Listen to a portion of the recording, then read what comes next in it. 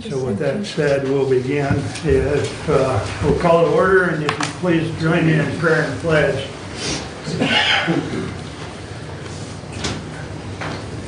In lieu of a prayer this morning, I've struggled with thinking about a prayer, but with the increase in COVID and with the report of 2 new deaths yesterday from the health department affecting Hillsdale County, and with the passing of my father-in-law, I would ask that everyone take a moment of silence, please. And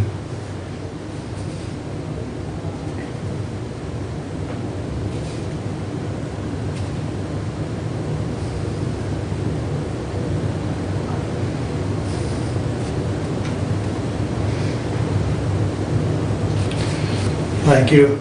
If you'll join me in the pledge.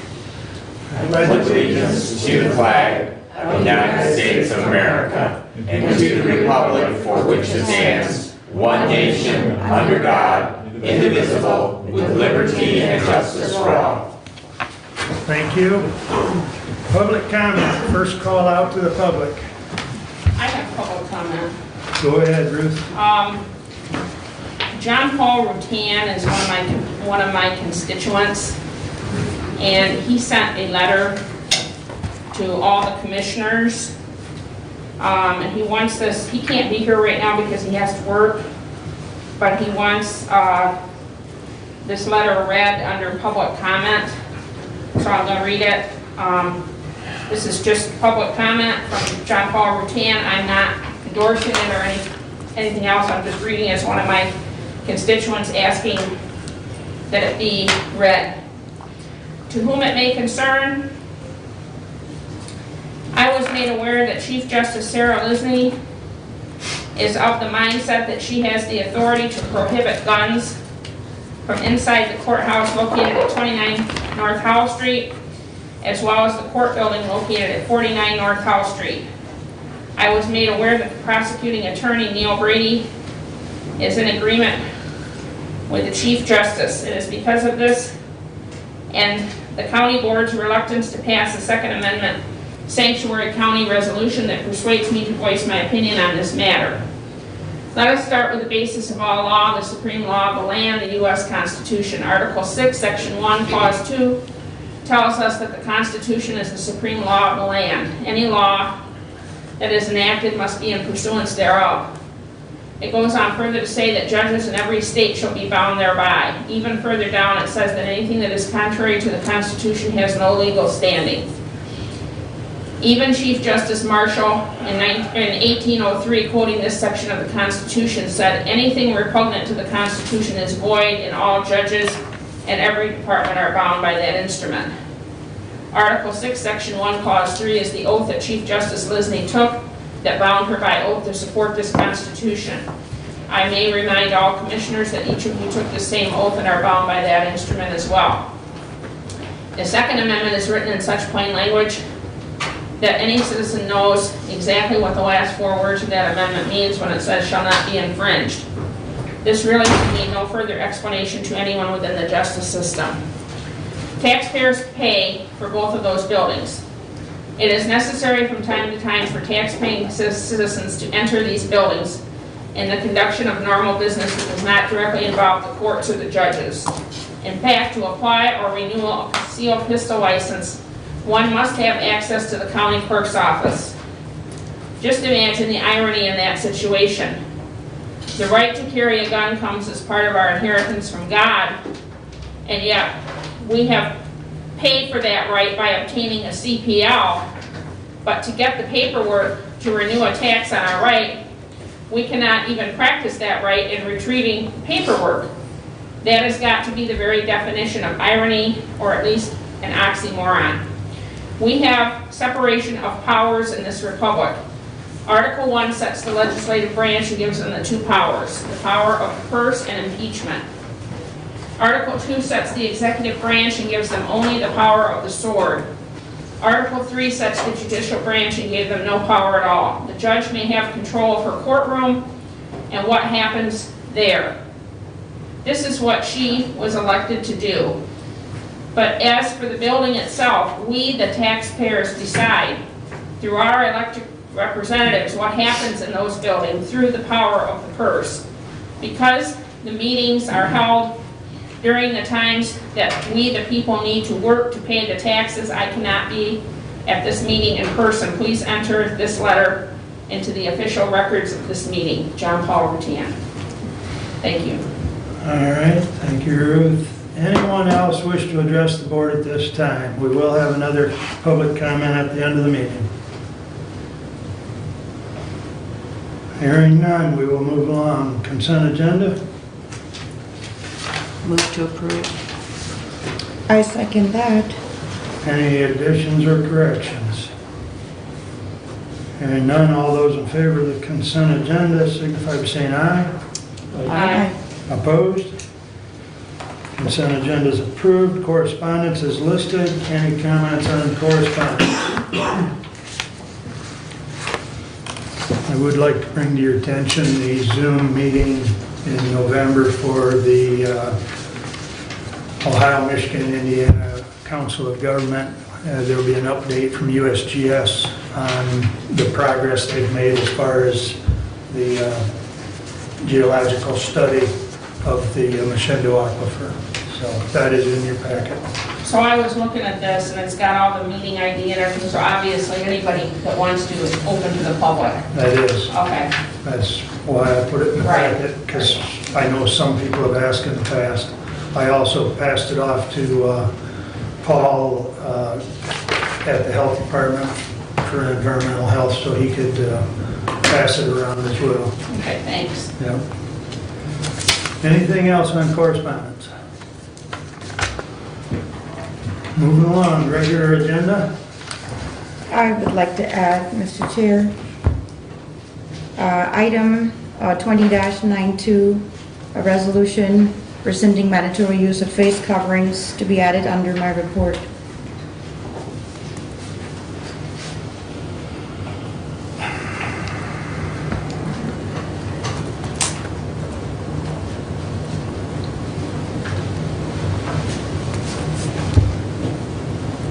Still looking for a motion for the regular agenda. Move to support the agenda as amended. Okay. Do we have a support? I second that. Okay. Any further additions or corrections? Hearing none, all those in favor of the regular agenda as amended? Signify by saying aye. Aye. Opposed? Aye. Thank you. Regular agenda is approved 4-1. That brings us up to Matt. And Karen, of course. Good morning, Board. Good morning.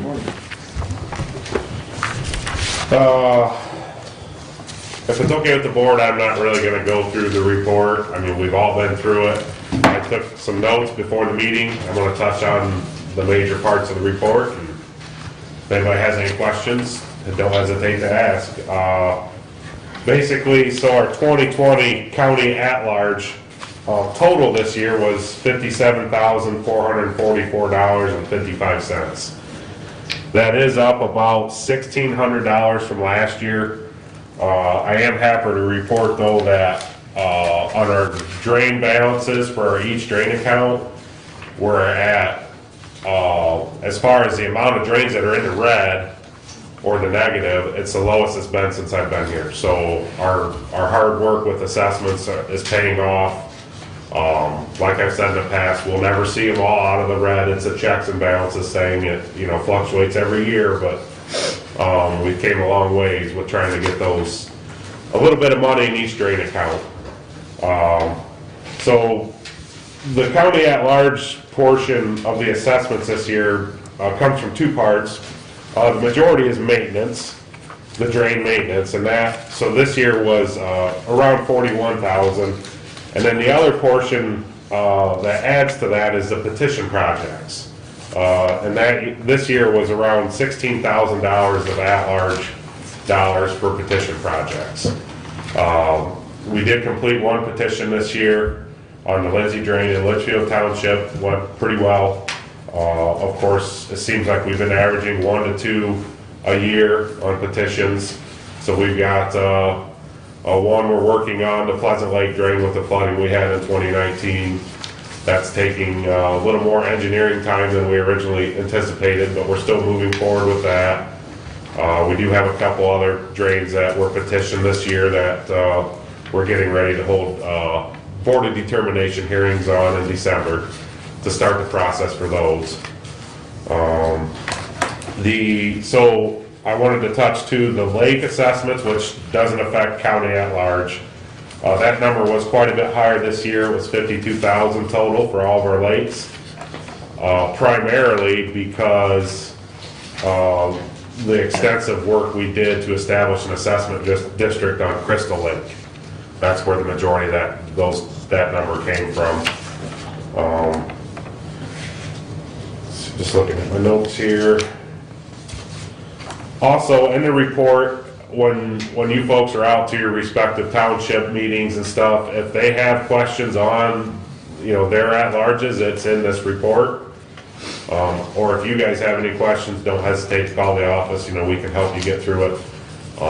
We, communicate well with most of the townships. They know to call or stop, pick up their portion of the at-large assessments every year too, so.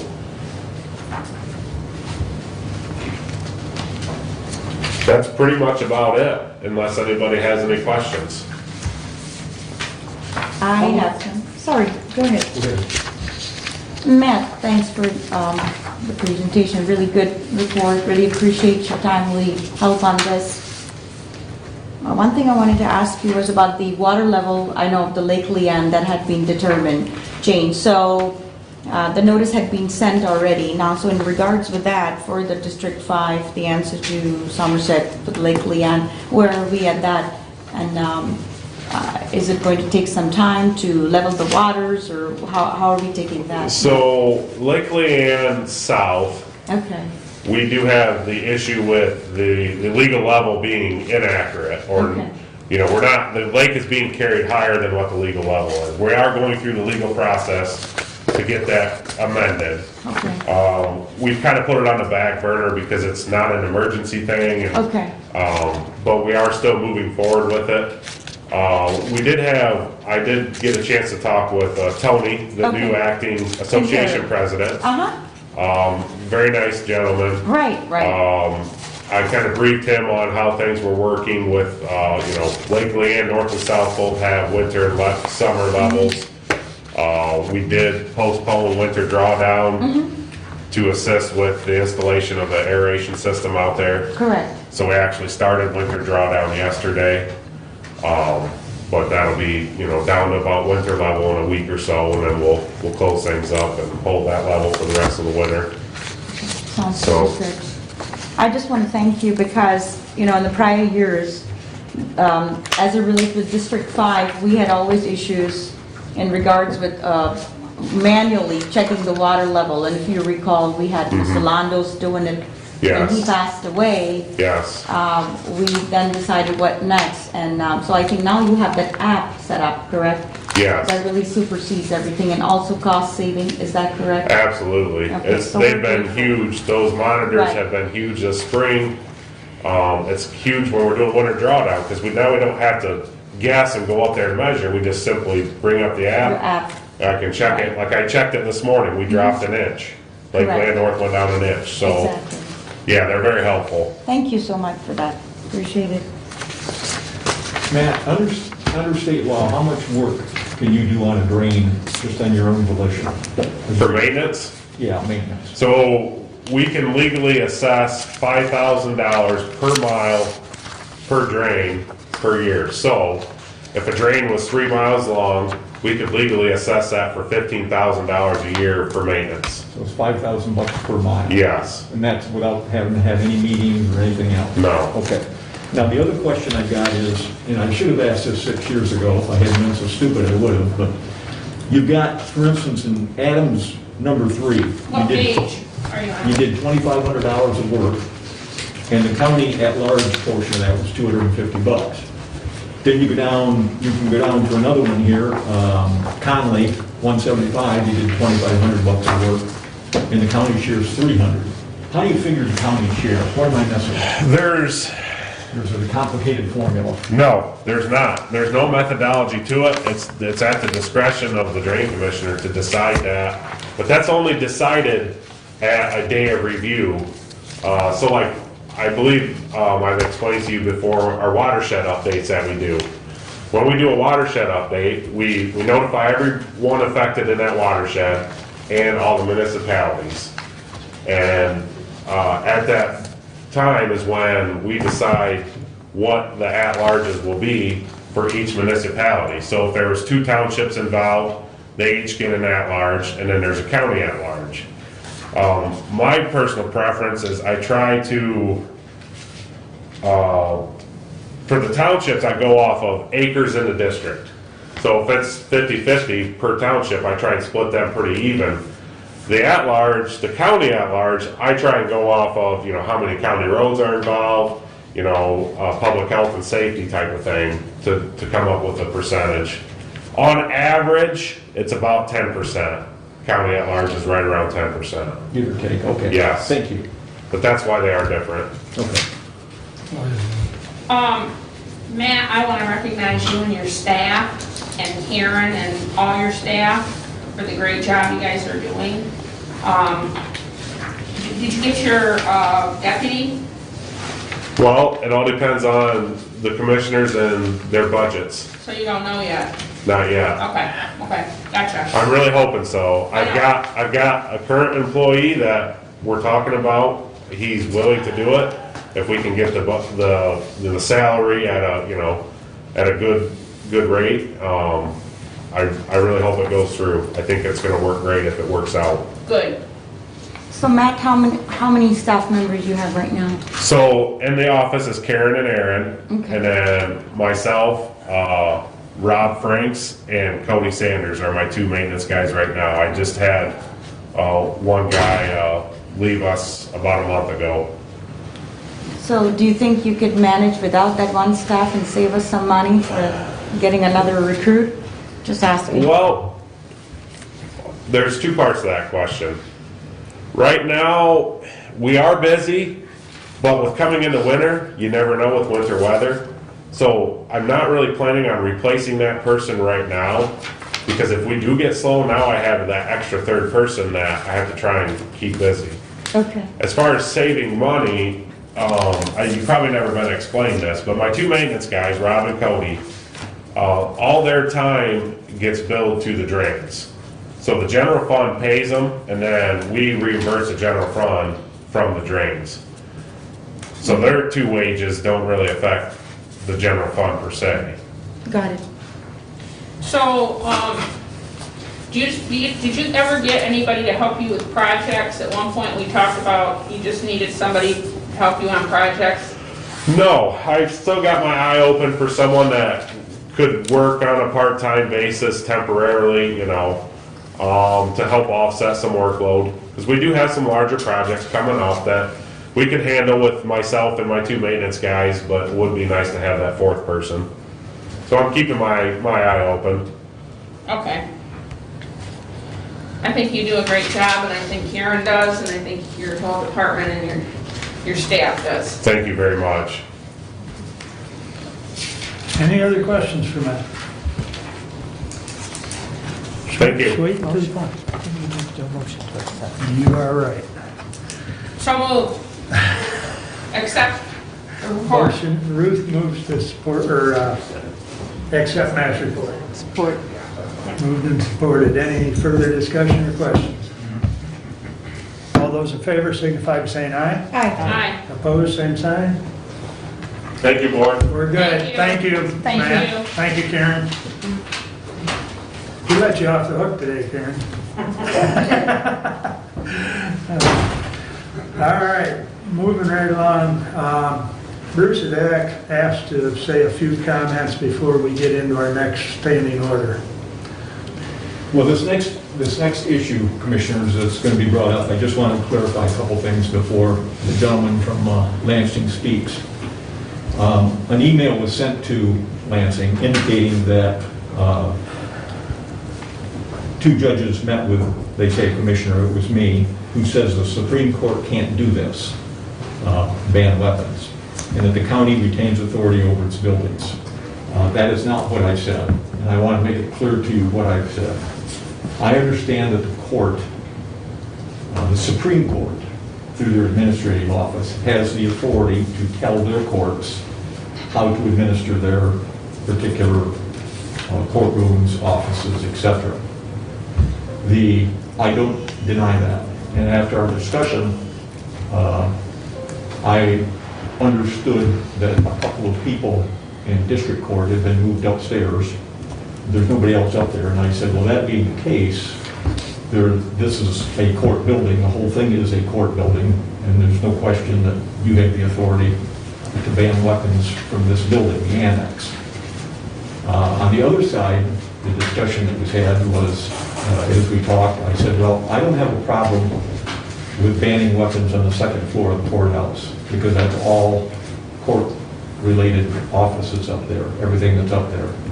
I said, I do have a problem with banning weapons going from the entrance into the clerk's office, and I said, and quite frankly, the courts don't have any control over the prosecuting attorney's office downstairs, which they don't. The prosecuting attorney is an independent official. That official has to get along with the courts, which is why they're here today, but they are their own boss. So it was left at that point that that's what we were going to do at that point, until we found further information. And I was asked if a letter was sent to Lansing and we got information back, would I consider that? And I said, I'll listen to anything. I said, I'm not telling you I'm going to agree with you, but I will listen to anything. So at that point, what I understood was going to happen was that there'd be a sign put up, and I understand that it was at the courthouse indicating that no weapons up in the second floor. I then found out this morning, I stopped over and I just brought this for proof that in fact that agreement was not honored, and weapons, according to the chief judge, have been banned completely in the building. This, to me, is simply an issue of who has the authority to do this in the rest of the building. I recognize full well the authority of the courts to control their own courtrooms, their offices, and so on. So as we move forward, I'll have some other comments when the gentleman gets done and everybody else speaks. But I want you to understand that's where we're at this point. Thank you, Mr. Chairman. Thank you. Judge, would you like to start, or would you like Dennis to start, or? Either way, doesn't matter if Dennis wants to go first, I'm fine with that. Dennis, are you ready to start? Can you hear me all right? Yes, I can hear you. I just had to unmute. Okay. Please proceed then. Okay, thank you for having me and allowing me to speak. This is an issue that comes up from time to time throughout the state. And I'll allow the chief judge to speak in regards to the authority of the court, but it comes down to the administrative order by the court in 2001-1 that has asked every court to prohibit weapons in places where the court does business, especially the county building. And unless you change spacing, is there still juvenile court offices on the lower level of the courthouse? So there are offices that are open to the court for court business at all three levels of the historic courthouse. The court clerk, the county clerk, is the keeper of the records for the circuit court. Therein lies part of the issue that was brought up by the commissioner in regards to being able to walk into the clerk's office. The clerk, being the keeper of the records, would fall under the court's direction to prohibit weapons where businesses of the court is maintained. Take a look, and it's been a couple years since I've been out to your courthouse. I have been there. I have walked through it before. I've authored a letter in regards to the safety and security of the building. And the biggest recommendation is the addition that was built several years ago onto the courthouse for the elevator also allowed enough room for screening if a screening station was ever established for the courthouse. it's a nice setup. It's almost ideal to be able to bring everybody into the courthouse through one main door. From a security perspective, you know where the threat is coming from. To have people walk throughout the building to go to, say, the treasurer's office, carrying a weapon, what's to prevent them from going to the next level, either up or down, where the courtrooms are actually at. So the concern there is to try to limit where a threat's going to come from by a single entrance. If you were to establish full screening stations, you're talking probably $35,000 minimum for the equipment. And then you have to consider staffing those positions. Ideal recommendation is 3 people, 3 security officers or deputies for each screening station. If you were to prohibit weapons from the second floor and the lower level and create 2 screening stations, you're just doubling your expenses per year. The idea behind this is to have a safe and secure environment where court business can be transacted. And what we're doing is making it safe for everybody, not just the court employees, all the county employees, but any of the visitors to the court or the county offices, allowing them to transact business in a safe environment. The concern obviously is not being able to bring weapons into non-court offices. How you do that, that's really the crux of this. But the fact that you have court offices on all 3 levels, it pretty much covers a building.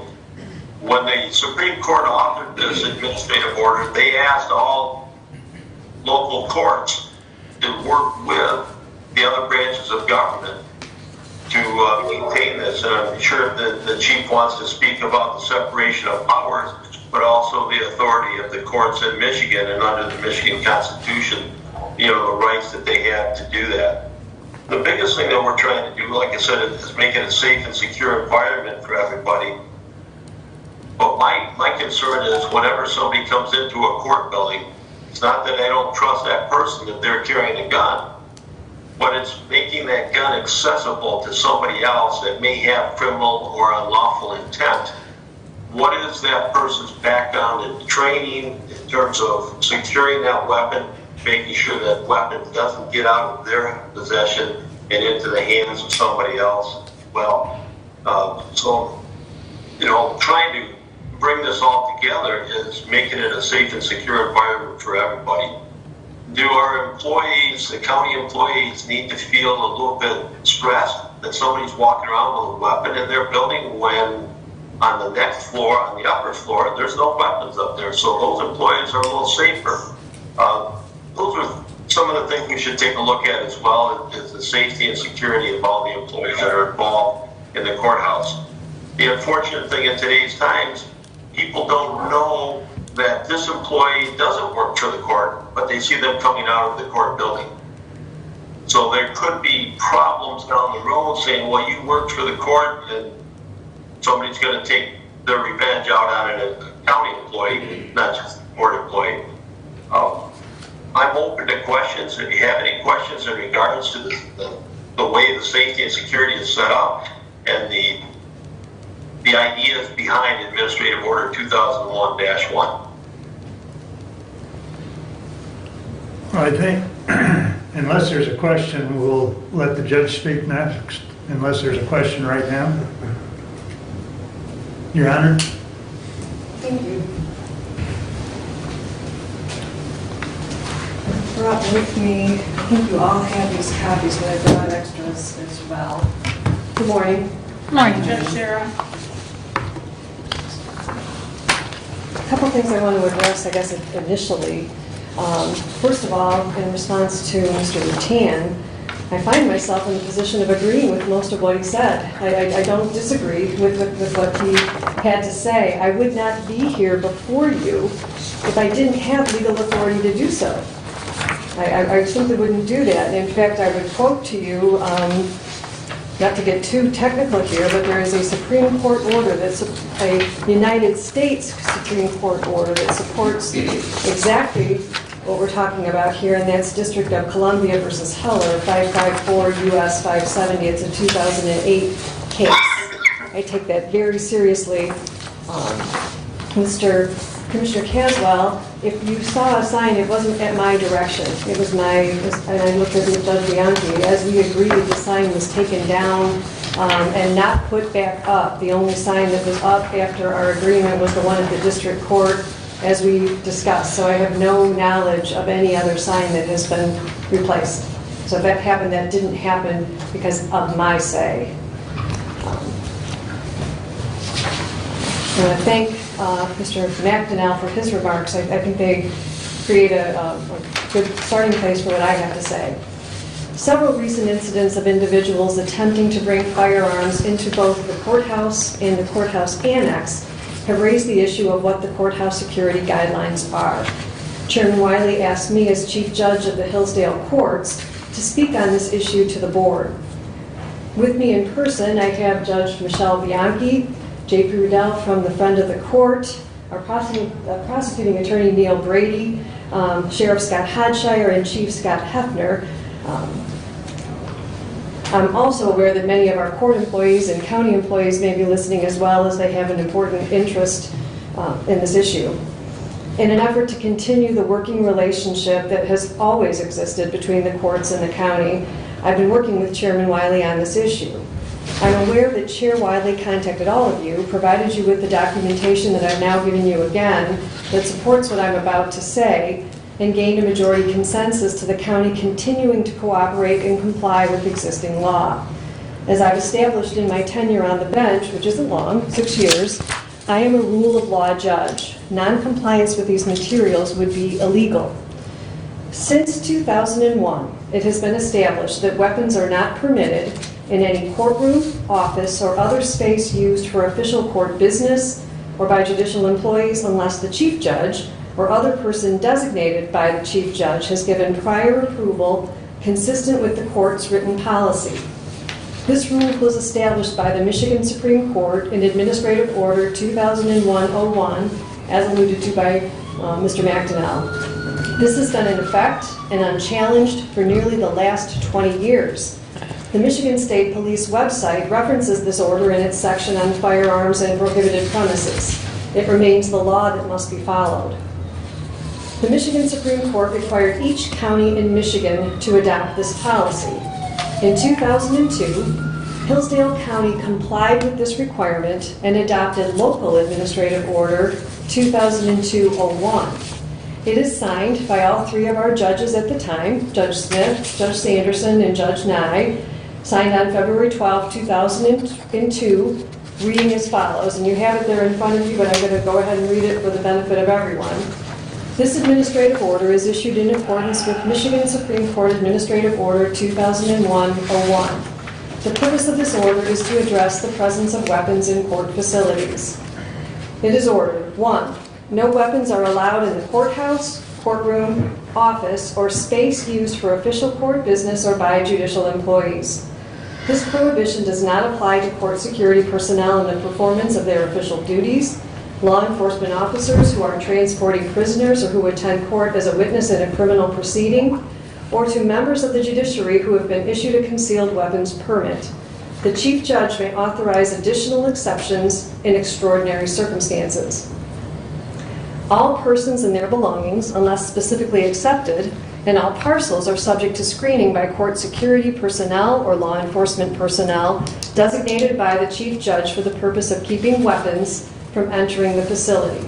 If at any time there is an articulable and reasonable suspicion that a weapon may be found, a person or object is subject to search.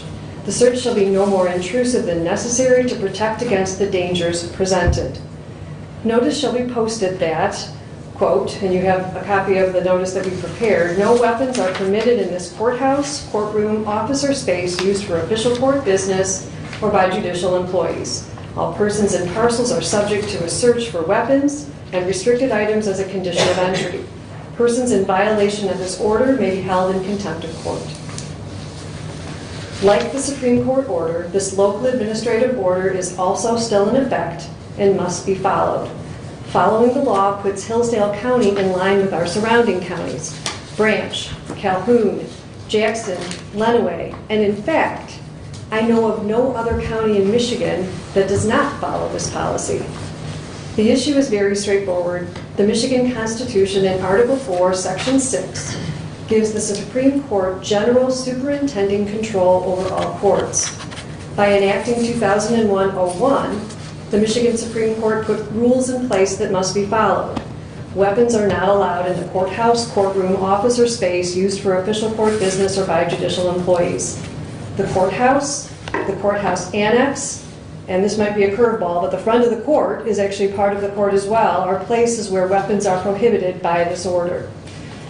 The reasoning behind 2001-01 is to keep our courts, the court staff, the public who use the courts, and law enforcement safe. Because we have older buildings, as again, Dennis McDonnell talked about, we do not have a separate entrance or area for criminal defendants at either building. These individuals come and go in the custody of sheriff deputies and other officers through the very same entryways and corridors that the general public uses. They come and go on a schedule that is predictable and available to the public. By way of example, let's say that a member of the public carries a gun into the courthouse. If this were to happen, a criminal defendant would have access to that weapon. This would place law enforcement at immediate and unnecessary danger. Everyone else in the building, our employees, and the public would also be at risk. A risk that is not only avoidable, but also a violation of the Michigan Supreme Court order, and one that would carry liability. Administrative Order 2001-01 is limited in scope to what is absolutely necessary. It is not the intention of the no weapons requirement to unreasonably curtail any Second Amendment rights. I believe that everyone here that supports this position is pro-Second Amendment. I own guns, I hunt, I even teach the legal portion of the concealed carry class. This is solely a safety issue. Courts in the areas they are in are special places where the individuals involved and the safety of those present appropriately create the reason for an exception to the general rules about allowing weapons. This policy does not apply to this building, the Cobb building. It only applies to the buildings that house our courts and the areas that are used for court business and by court personnel. This applies to all the offices currently at the main courthouse, the annex building, and the front of the court. In the main courthouse, the only offices that are left that are not specifically court offices are the county clerk and the prosecutor. However, both of those elected officials, Marty Cast and Neil Brady, who is here to speak for himself, that run those offices agree that they are used for court business and by court personnel on a regular basis. I think they would know. The courthouse annex and the front of the court both contain only court offices. Prior to the purchase of the Cobb building, the argument was made that other non-court offices were in the building and not covered by this administrative order. With the movement of these offices to the Cobb building, the only offices left are clearly within the areas defined in the order prohibiting weapons. At this point, the issue should turn to Sheriff Hodshire and Chief Hepner as to how law enforcement believes this policy should be enforced. The only practical location for screening is at the main entryway. Due to the pandemic, currently there are screeners at both the courthouse and the courthouse annex who are able to screen for weapons as well.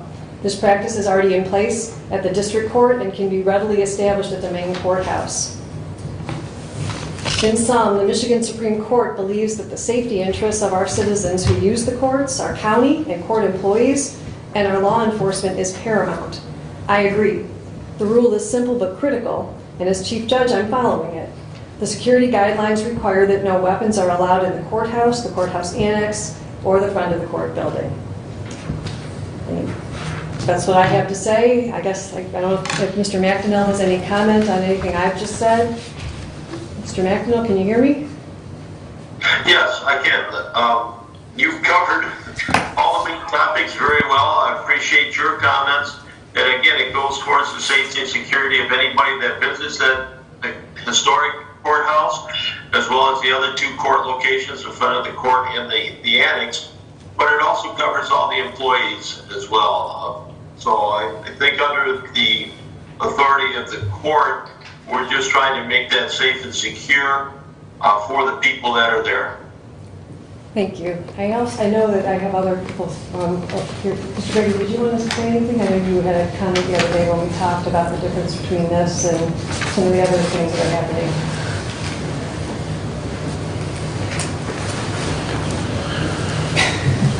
Or do you want me to speak? I'll step down and allow you to go right ahead.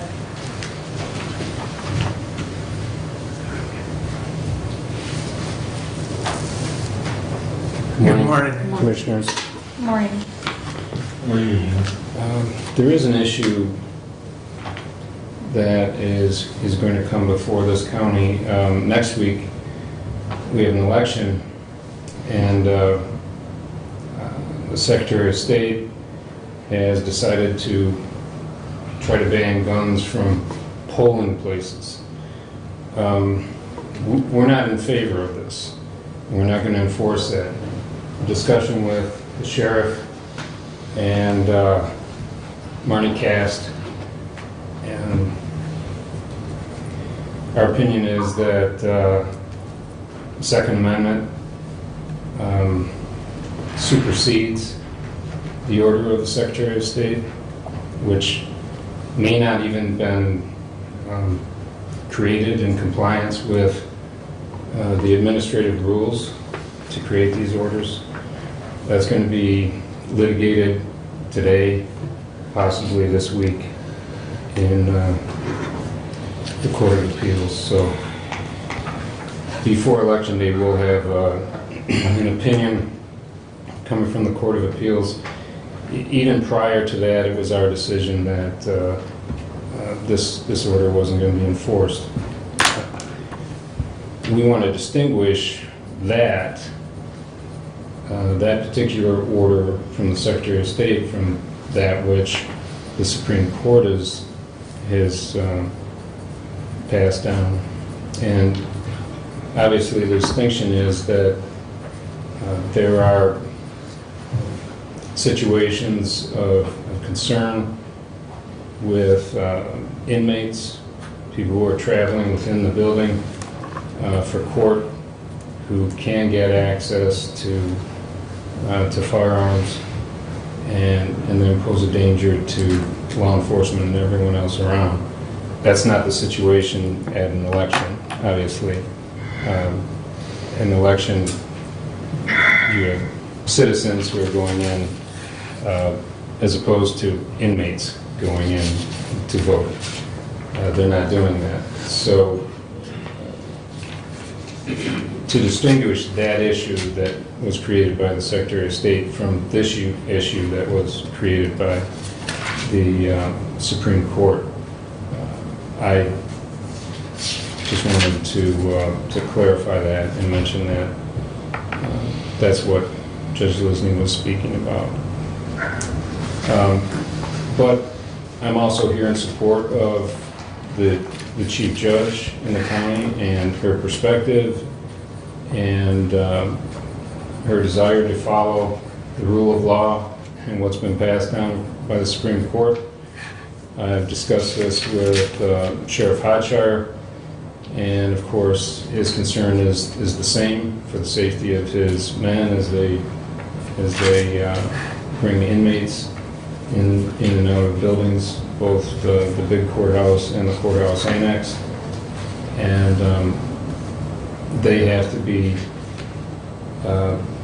comfortable knowing that there isn't someone standing ahead with a firearm ready to be presented to somebody that they're escorting. That's the main concern. As far as my office goes, we don't get inmates down where we are in the basement of the building.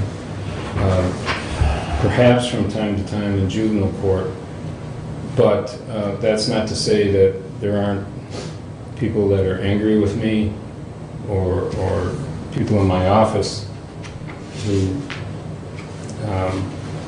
might want to be assaultive. It happens from time to time. If they didn't have a gun, I would probably feel better, but My office is in the court, so the Supreme Court doesn't cover it.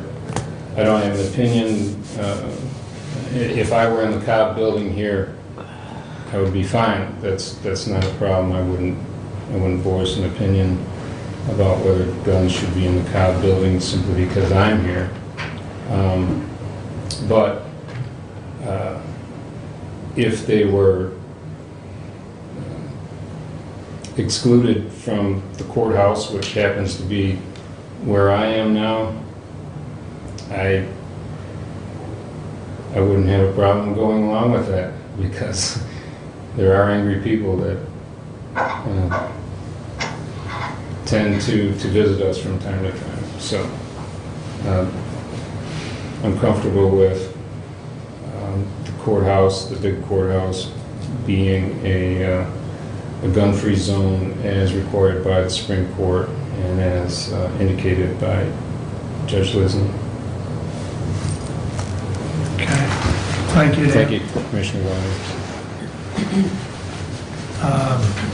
Judge Bianchi, did you want to speak? Not really. I'm happy to speak. I appreciate you all giving us the time to come here. My perception and my reading of this is pretty simple to me, and I think we're making it more complicated than it needs to be. If something was misread, Bruce or Commissioner Caswell, with regard to that sign, I was the one who had it taken down toward the end of the day after we spoke. And no other sign has gone up. I've not seen one.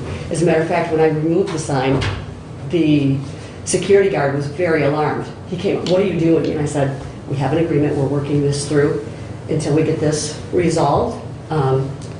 It needs to be done." Okay. So it went down, and I took the one I took down. It's still sitting in my office, so I know that that's there. So anything else that's up, I don't know anything about either. How I view this is a mandate for Judge Lisney as the chief judge. She doesn't have a choice in this. I guess the way I'd say it is, not only does she have the authority, she is mandated to follow the administrative order as the chief judge. And again, this was a 2001 administrative order. It's been in place for a long time. I think Judge Lisney listed off the individuals who signed that, and it was Mike Smith who drafted it as the then chief judge, and I think it was actually Judge Newcomb and Judge Sanderson at that time. But that is still in place, and she has the obligation to follow that.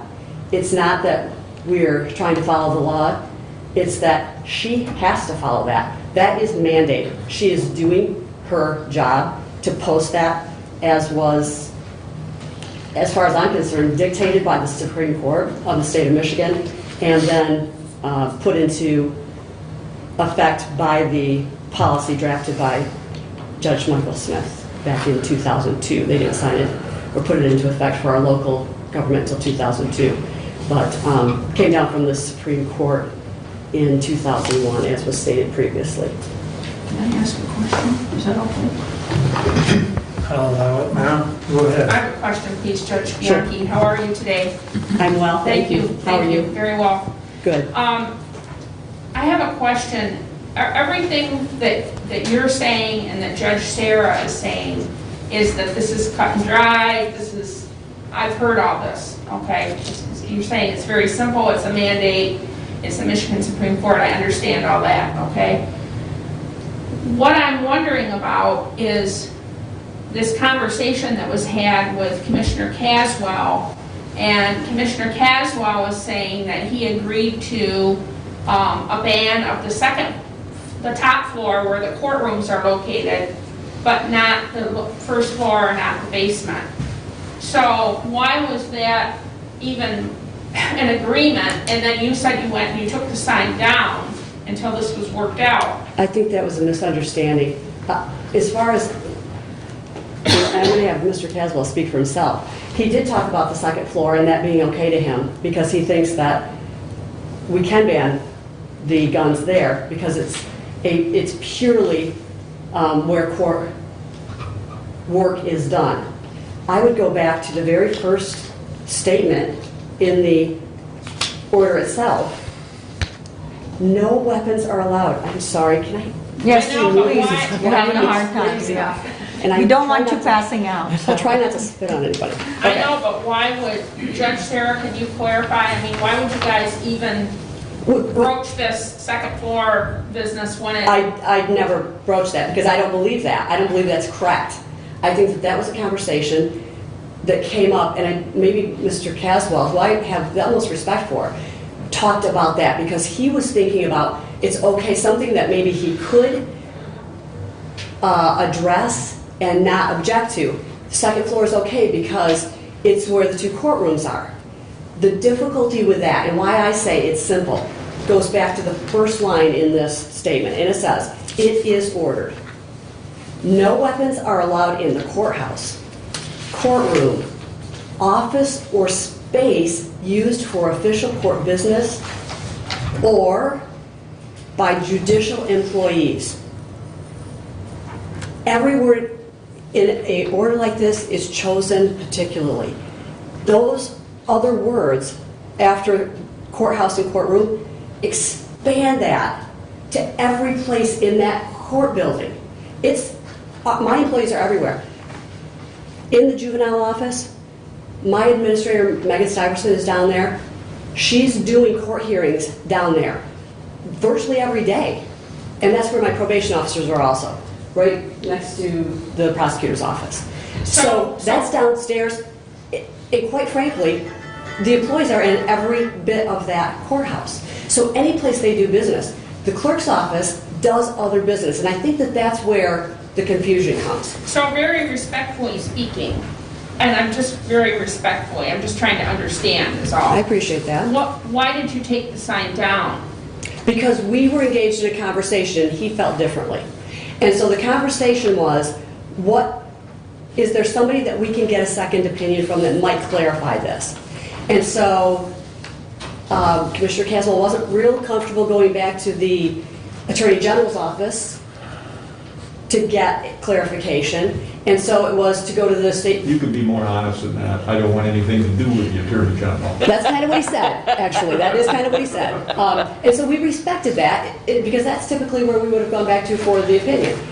But so what we did is we went to the Supreme Court Administrative Office and said, okay, this issue is raising its ugly head again. Can you help us? So that's the only reason. But again, we have to concentrate on this language here because judicial employees have business in every single portion of that county building. And they're walking from office to office all the time to do business and to get their business done. It is that simple. Okay. I'm sorry if I'm making it. I think it's very simple when you understand that. And I think where the confusion has come is we've kind of tried to narrow it down, and we talk about courtrooms and courthouse, but it is every place those people are working to keep all of them safe at all times. Judge Sarah, can you please, I asked her why she took the sign down, and she said she was you were engaged in a conversation with Commissioner Caswell, and it just doesn't, can you clarify at all? I agree with everything Judge Bianchi has just said, and this is just kind of a continuation of the consensus I know that Commissioner Wiley got with most of you. There was one commissioner that was not part of that, and that was Commissioner Caswell. Commissioner Wiley asked me to meet with Commissioner Caswell to see if I couldn't talk to him and we couldn't come to a meeting of the minds. And so I asked Judge Bianchi to be part of that. And that happened, I believe it was back on October 9th. It was a Friday morning that we met. I was on vacation the following week. I was aware that Commissioner Caswell had intended to bring in a resolution to this board that following Tuesday, and I was not going to be here. And so that was one reason. The second reason was I was hoping that if I could get something written a little differently that clarified what we had, that I might be able to bring Commissioner Caswell into the fold. And made an effort to do so. That's what Commissioner Caswell is referencing as far as the note that I sent to the State Court Administrator's Office and resulted in Mr. McDonnell being present here today. As part of that agreement, we agreed until we could get that done, that we would temporarily remove the sign. And that was part of the give and take, to not have this happen while I was gone, and to move this to another day. And we have honored that agreement. I don't feel good about it. That sign needs to be hung. I was doing the right thing when I hung the sign. Actually, in hindsight, I kind of wish that we hadn't done that. I understand why we did, because we were trying to get consensus on an issue that is important. And that's how that happened. Okay, thank you very much. Now I see that Chief Scott Hefner is here and Scott Hodshire is here. Chief Hefner, do you have anything different? I'd like to hear what you have to say since you're here. Please, sir. A little bit on the law enforcement perspective. Excuse me, sir. Thank you, Bianchi. Thank you. And again, from the law enforcement perspective, I understand the mandates, the Second Amendment, the Constitution. I look at this purely as the safety aspect from a public safety perspective. Knowing the rights of the people to open carry, the Second Amendment. I know there's people here in this room that know our office supports that. We've worked through a couple recent issues, both this building and the district court building, successfully. But I look ahead at I support this purely from a law enforcement safety perspective, because there's an opportunity here. Now that most of the office buildings have been moved here, I fully support this measure, removing the opportunity that somebody could do one thing. There isn't anybody in this room that wants anybody harmed, killed, injured. You're looking at an intimidation factor that could be completely unintentional. We get it. We have victims. We have witnesses. Some people are traumatized just by seeing a gun. If we can eliminate the opportunity for all these things, the intimidation factor, the threat factor, the personal injury factor, from a law enforcement perspective, we have that obligation to be not just reactive, proactive if we can see that this doesn't happen. I relate this when I speak about active shooter, do active shooter training. I go into the schools, meet with other groups. I can't tell you how many times I've heard, well, it's not going to happen here. This is Hillsdale. I've been here a very long time. It has happened here. But everything worked correctly, so nobody got injured. But we did have an active shooter event that there was an intervention here in the city several years ago. It was going to happen. Everything was in place for it to happen. So these things can happen, so we have to look. It wouldn't be the next dozen times, the next 100 times, possibly not the next 1,000 times that somebody exercising their constitutional rights goes into one of these judicial buildings. There's not going to be any problems. But I have to look at it from that one time, that one opportunity that somebody's going to take advantage of. And if we did not do our job in public safety to see that that one time did not happen, then we didn't do our job. And this, since most of the business is in this building now, I think this is more than reasonable from that. And it's just another safety measure. It isn't true security. And what I also speak about when I train, especially at the schools, when they talk about, oh, we could get an unarmed security officer or something like that, and I have to explain to them that's not security, that's just one more security measure, that's just another layer. True security, if you want to look at it this way, is force on force. At least having that ability to respond in kind is true security. Everything else is just layers of security measures, and the more that you have, the better off we're all going to be. Everybody in this room has an obligation to themselves, their families, their neighbors. If you're a commission, you've got employees you're responsible for, other departments at the city, the same thing. I just look at this from an obligation standpoint. For that one time that could happen a few years from now, it could happen next week, that we have to do our due diligence from the safety perspective. Thank you, Chief. Thank you, Chief. Yep. Thank you, Chief. Sheriff?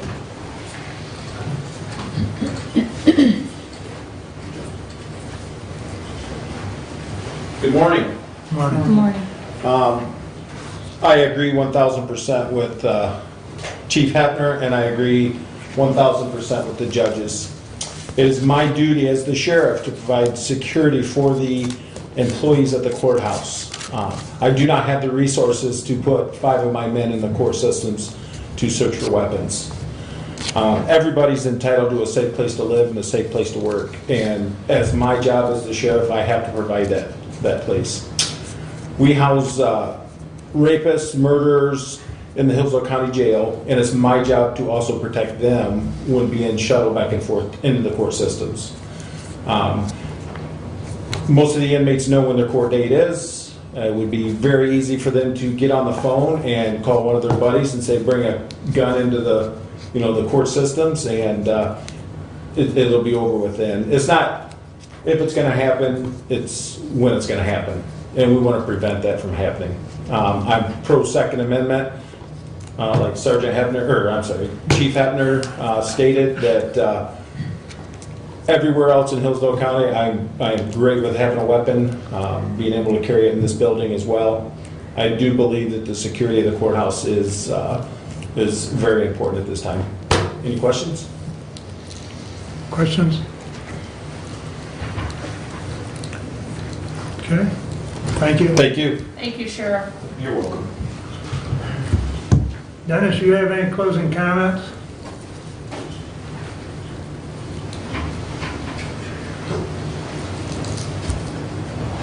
I don't think he heard you. I would like for allowing me to speak in regards to the safety and security of the courthouse. But more importantly, I really appreciate the support from the sheriff, from the chief, and from both judges that were there today as well. This is a very important matter, not just for Hillsdale County, but for all of our counties throughout the state of Michigan, in order for the courts as safe as possible. The concern of law enforcement is very well noted, and that's what the Supreme Court was trying to do with 2001-1 on their administrative order. So again, thank you for allowing me this opportunity. Thank you. Don't go away. Go ahead, Bruce. Okay, well, first of all, my first question is, with all this we've heard, and none of this is personal, and I respect everybody that came up here today. We've been living with the system we've got since 2000, after that order was passed. Nothing's changed. The change is happening now. And the question I guess I have is, with the administrative order that was sent up to you guys from back early in 2000, obviously you don't have any enforcement powers at the Supreme Court Administrative Office, because we've been doing things the way we've been doing them ever since that time. Only now is the change coming. So am I correct that you have no enforcement powers?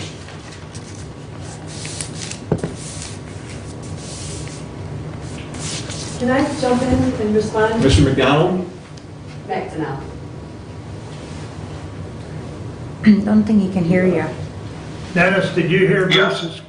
Bruce's question? He's freezing up. In regards to enforcement powers, Yes.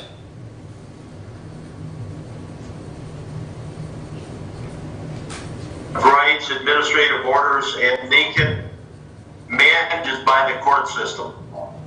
Can what? Say that again. I think we're having some technical difficulty. Okay, the court does have the authority in their administrative orders to mandate that the courts comply with in your own local administrative order and the administrative order. It basically says that if you step away from or don't follow these mandates, you could be held in contempt of court. Contempt of court is a little bit something different. So the Supreme Misdemeanor Court, or a felony charge. so the Supreme Court can hold the chief judge in the Judges can county talk in about it in contempt of court. contempt. So the chief judge can hold, or excuse me, the Supreme Court can hold the chief judge in contempt of court.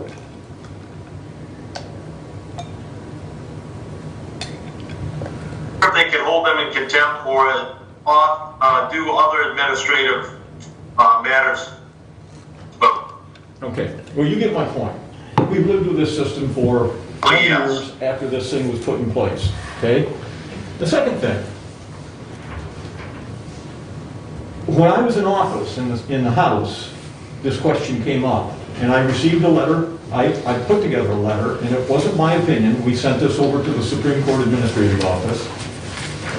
And what's interesting is it says this, and this gets to the nub of my argument.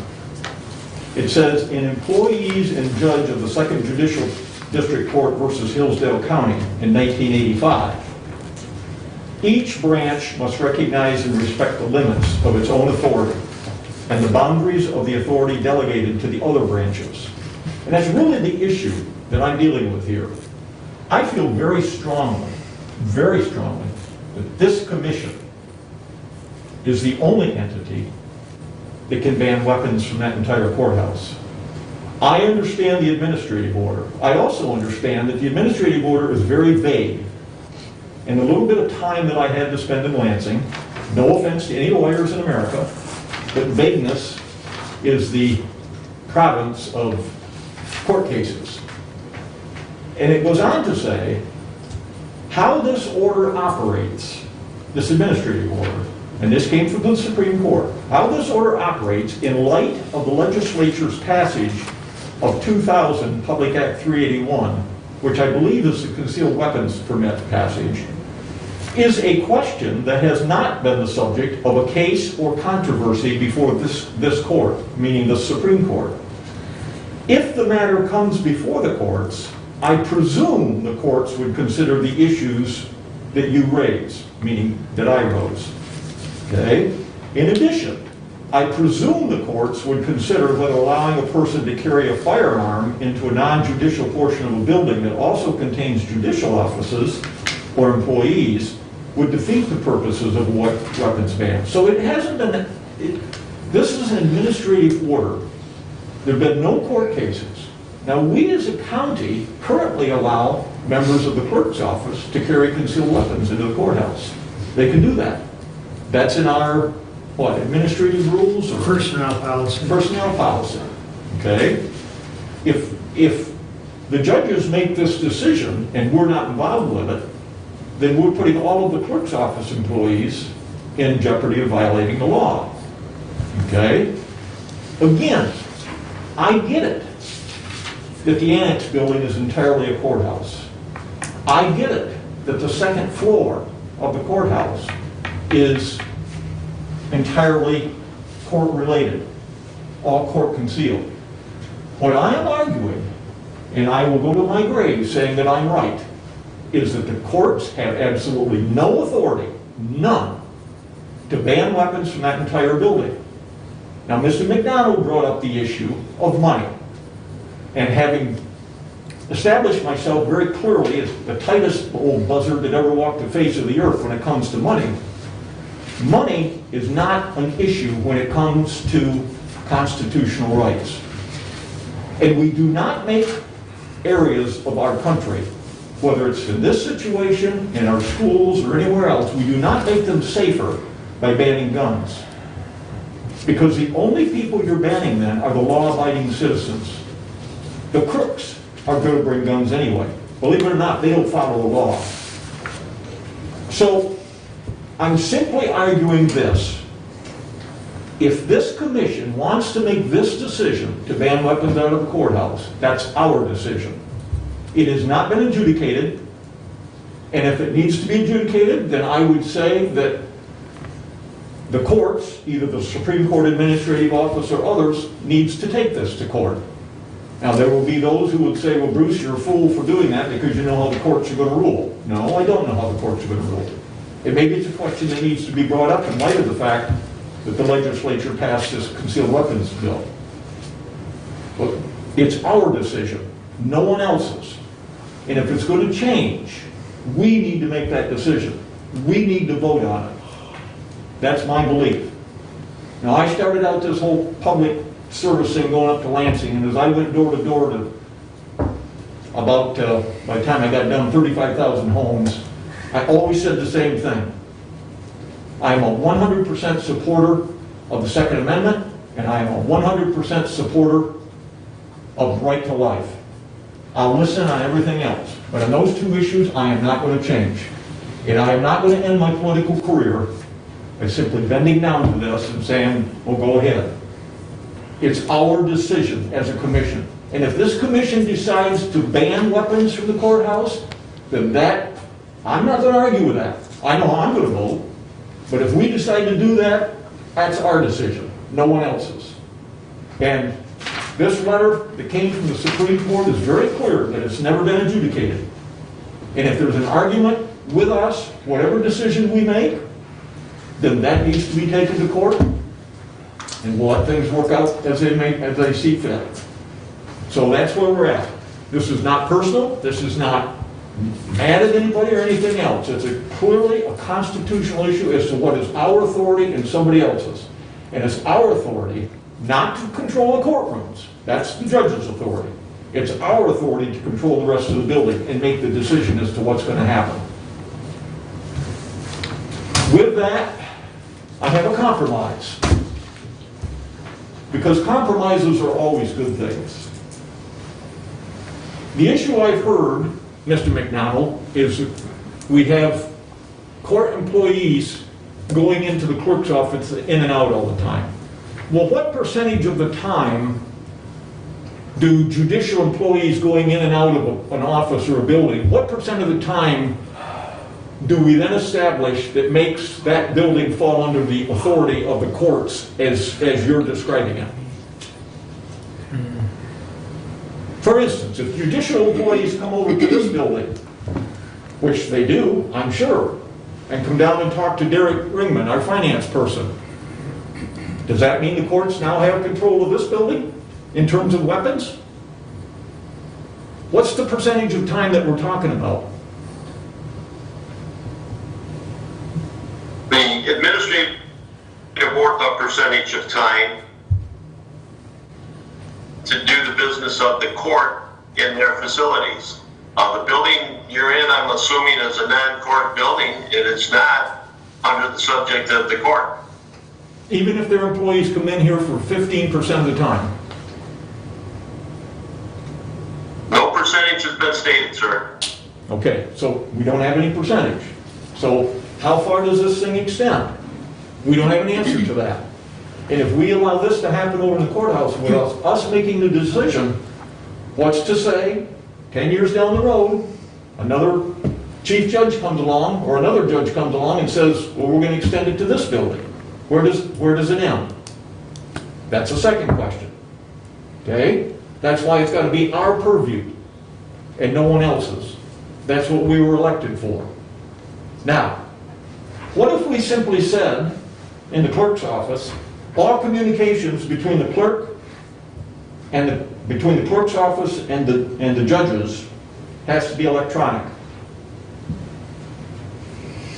And what happens if we then set up mailboxes? We have stairs coming down from the top. We set up mailboxes in there, and any hard copies that are needed are put in those mailboxes. I'm offering a suggestion. I don't know if it's even feasible. I haven't talked to anybody about it. I didn't talk to anybody else about this thing coming today. Okay? But it's an alternative. All I'm saying to you is, are there other things that we as a commission can discuss and talk about and think through prior to us making a decision as to whether or not we want to go along with this? I have something to say, Mr. Chair. Yeah.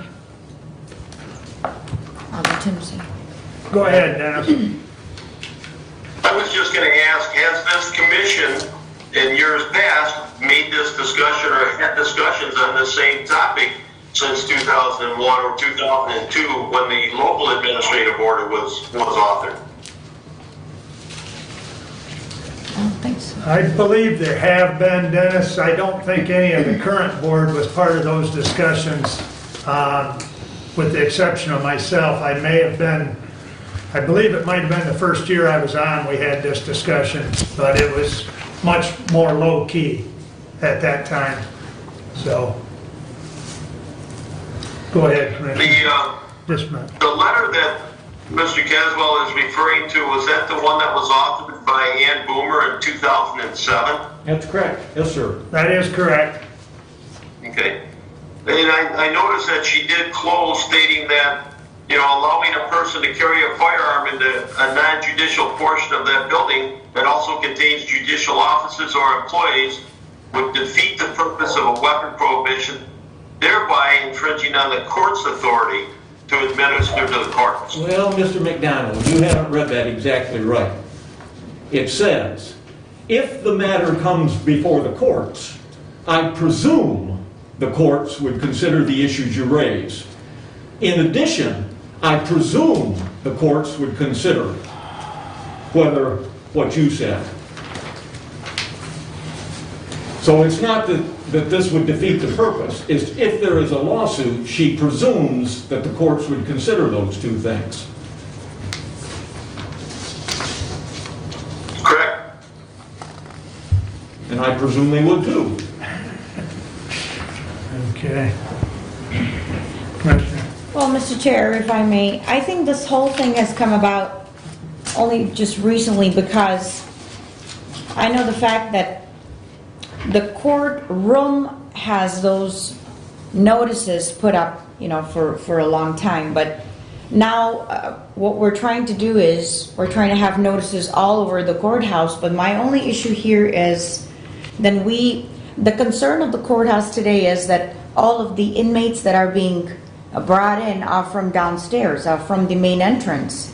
I think that is the main concern, where the concern that I'm hearing from the judges today, and I'm pro Second Amendment, I'm constitutional, I'm agreeing with everything that is being said today, but at the same time, I'm not able to understand then the entrance that we have right now where the inmates are loaded and unloaded. We have two segregated places at the parking lot that are designated for loading and unloading for the inmates. So they're entering at the same premises where the local public would go. So I think what the courtroom today is asking is to have all these notices put everywhere because of the entrance, or putting those inmates in, or putting those people in a point or vulnerability to, because we're getting all kinds of people who are obviously, brought to the courtroom for trials, and we have issues with, the sheriff's department as in regards with what kind of inmate that they're going to be taking in and taking them out. They're going through the same area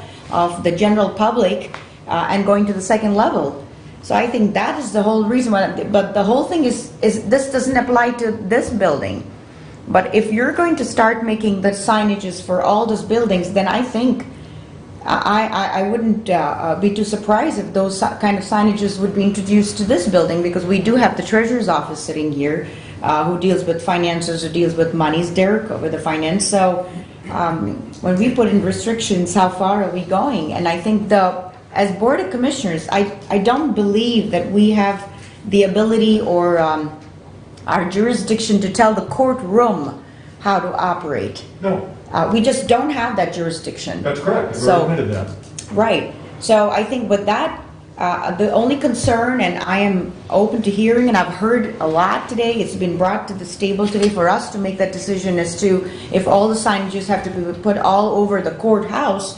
I'm not too concerned in regards with what this piece of paper in regards with security policy for the court facilities is talking. More so, I think what it is being addressed today is that the courtroom and the judge who has the entire authority for that courtroom, just the courtroom, is trying to make it more feasible for us to kind of understand that why all the notices, they're putting it on downstairs or the second level, the lower level, I think is to make sure that our inmates that are being carried from that same place where the general public is, that they don't reach a point of vulnerability or be in a position where they find somebody walking in with, a law-abiding citizen, because, they are going to carry it any which way. So I think we're putting the inmates in that kind of a situation, to act in that way. I think that is the fear what I'm looking at. We're not, other things I have to not be in support with what was mentioned today, that we're trying to protect our law enforcement. Well, law enforcement that is their job, to protect everybody. But at the same time, the courtroom, I think we don't have any jurisdiction trying to, tell them how to operate their courtroom.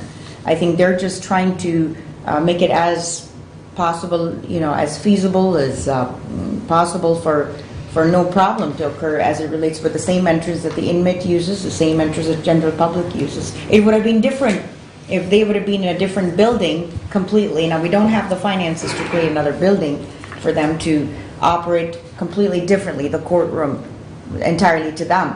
Then they can make anything mandatory. But then this is, we're sharing the building. The building is being shared by general public going in and out for their permits, conducting regular business. So I think that is where the whole objection is, and I think that is the reason why today the judges are here. And I think, frankly, they're trying to protect their courtroom, and they're not trying to say that we're trying to, protect every single person with any kind of adversity here. But that's what I'm getting today. That's the gist of it that I'm Mr. getting. Chairman, Yes. much of what she said I don't disagree with. But we've been living with the system we have right now for 20 years. Okay? Now, we may decide that system's no good, and that we need to change it. We may need to have discussions in terms of, is there a way to still allow people to carry and maintain their Second Amendment rights into the clerk's office or even into the prosecuting attorney's office and still protect the rest of the building.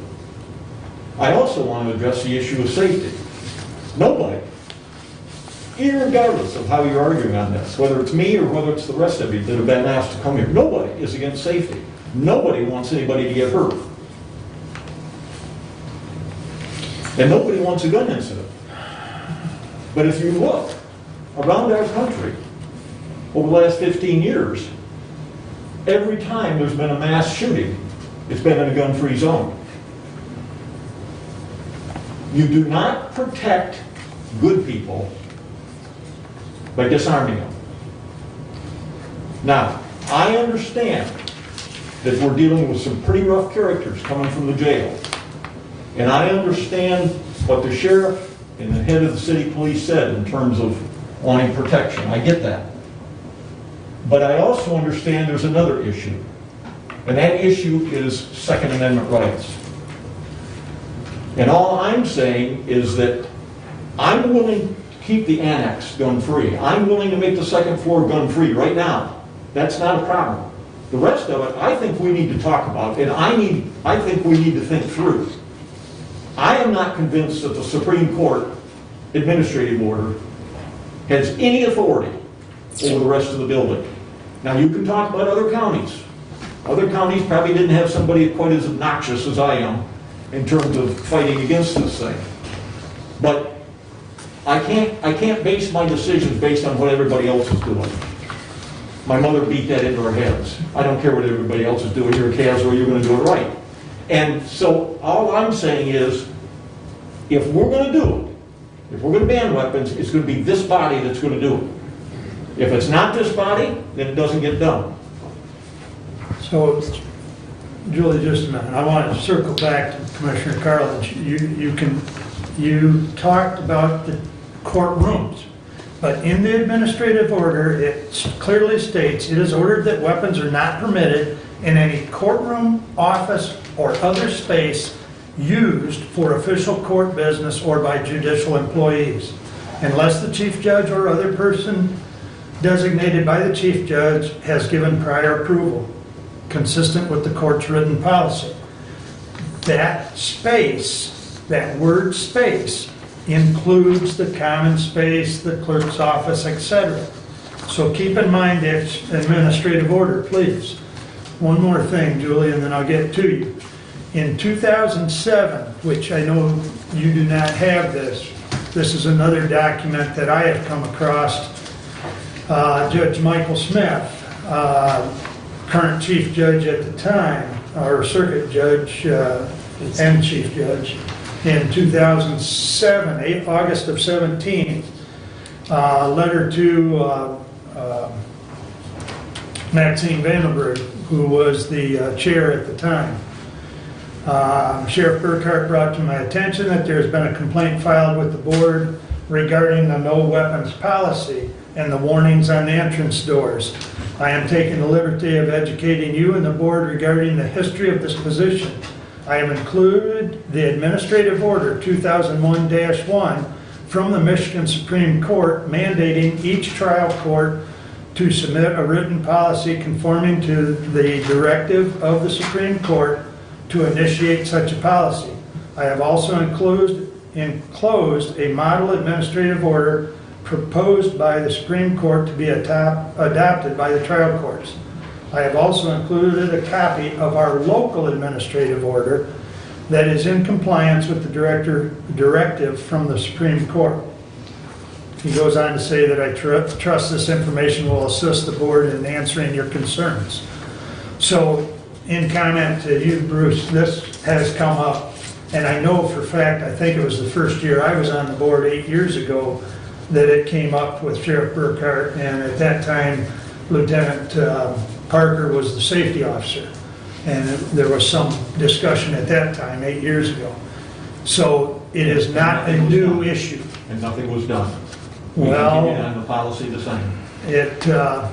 The signs were up for a short period of time, and then they were taken down. And that was Judge Smith's decision at that time.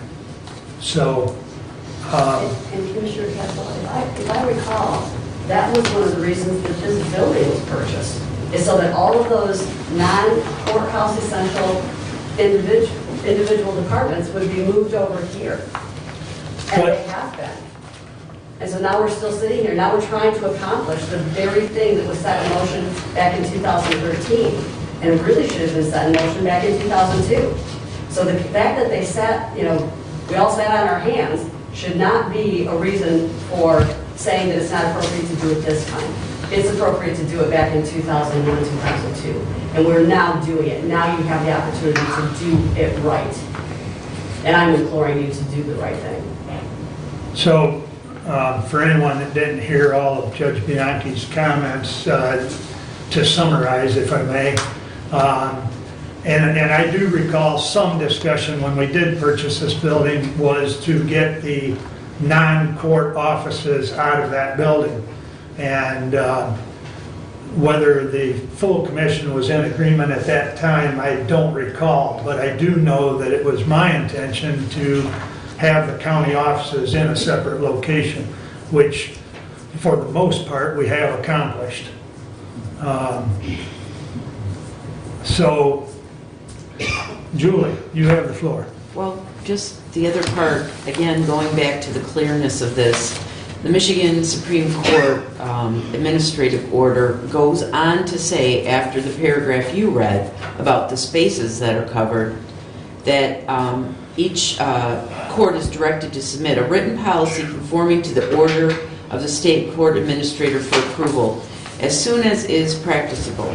In developing a policy, courts are encouraged to collaborate with other entities in shared facilities and, where appropriate, to work with local funding units.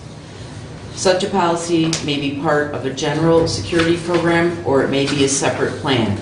That's where, then, this was put into place.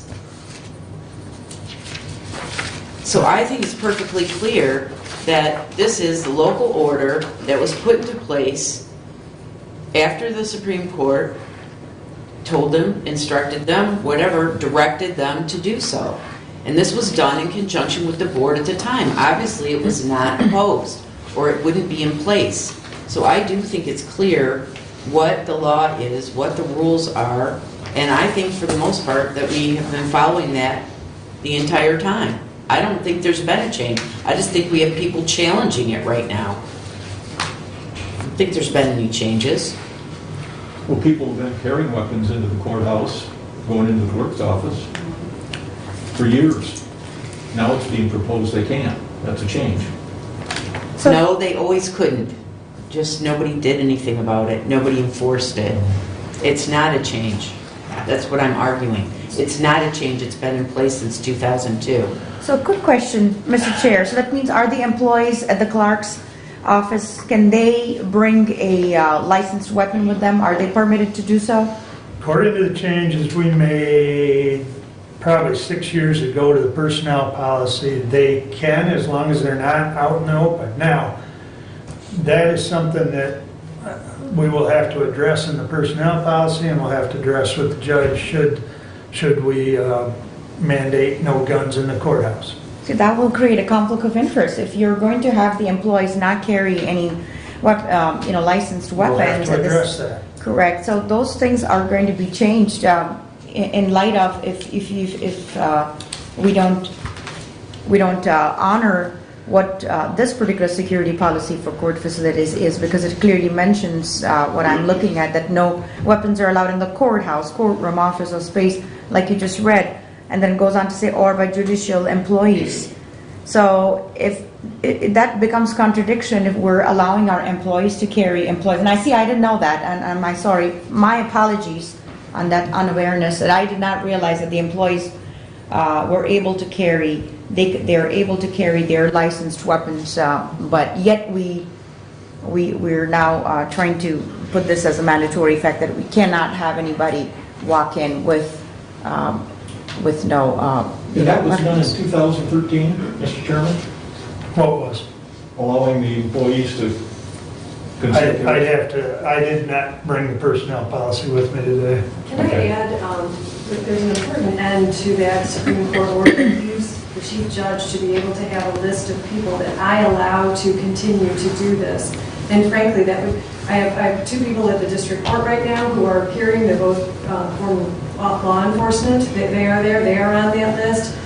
Several of the judges are on that list. And several of the employees are ones that I would anticipate to make this consistent, Commissioner, so that you would not have that concern. That would be the exact thing that would be there to take care of and facilitate. Right, It thank does you. allow that through the administrative order, that the judge can make specific designated distinction. Not only the point I judge wanna make, can, Commissioners, the point I want to make is that a previous commission, with this order in effect, did exactly what you're describing. They allowed concealed carry. That tells you the belief or the support that a previous commission had for not following this order. And That it was their decision, our decision now. And we're all going to be gone here in 2 months, and then it'll be the next commission's decision. So if I recall correctly, the personnel policy discussion was partially based on what Judge Lisney just indicated, and Julie also indicated that it is within the powers of the chief judge to have certain people be allowed to carry their weapon. So that's within the administrative order. Sheriff, did you have something to comment? Just real quick, other places you cannot carry a concealed weapon or open carry is schools, school property, you may carry it on the property in your vehicle. Private, public daycare centers, sporting arenas or stadium, a tavern where the primary source of income is alcohol, any property or facility owned or operated by a church, a temple, or other places of worship unless the presiding official or officials allow concealed weapons or open carry. An entertainment facility that the individual knows or should know has seating capacity of 2,500 or more. A hospital, a dormitory, classroom, community college, regular college or university, and a casino. We're not infringing on your Second Amendment right. If you want to carry your weapon on the court property, lawn, parking lot, that is very acceptable. Like I said, we're transporting dangerous prisoners in and out of that office every day, and the chance we don't want to happen is for someone to sneak a gun in that facility and give it to the inmate to start shooting up the place. I am, like I said before, I am pro Second Amendment.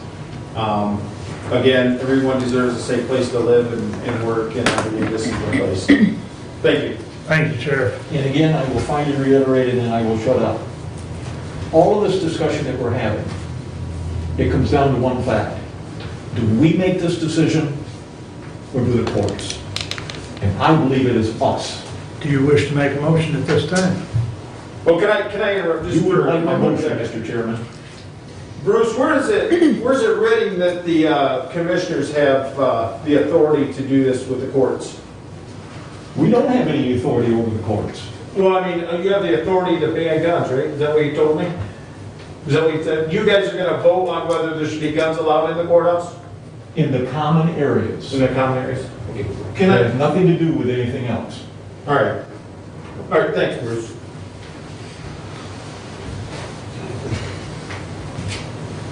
Neil, go ahead. Before anybody says anything in terms of motions and everything else, I think we need to think about everything that's happened today, and I think we need to talk it through and not do anything rash and continue to have this discussion. That's my belief. I agree that. All right, Mr. Brady? Just one comment. Mr. Caswell, if you're going to entertain a motion to allow guns to be in non-judicial places within the courthouse, I would simply ask that you accept from that the areas where inmates are going to walk. So in other words,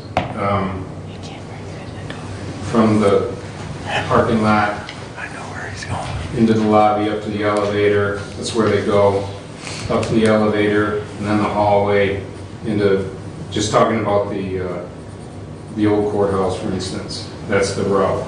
Parking lot, elevator, hallway to court. Those, I'm sure you would concede that those areas are an issue of security, that those probably should be areas where guns are restricted. If you were going to entertain or propose a motion that only court rooms be accepted from the Second Amendment, that the area where the inmates are, and I'm sure that Sheriff Hodshire and Chief Hefner would agree that those are also a concern to us, those areas. So for safety purposes, it would seem to be rational for that to be included if you were going to have some kind of motion, if that was your decision. For the annex, that's a little different because the route is different. But that would have to be a discussion that we would have to make. And this is the reason, Mr. Chairman, we need to talk about this more. We got a lot of intelligent people, whether it's the sheriff, chief of police, the judges. We got a lot of intelligent people.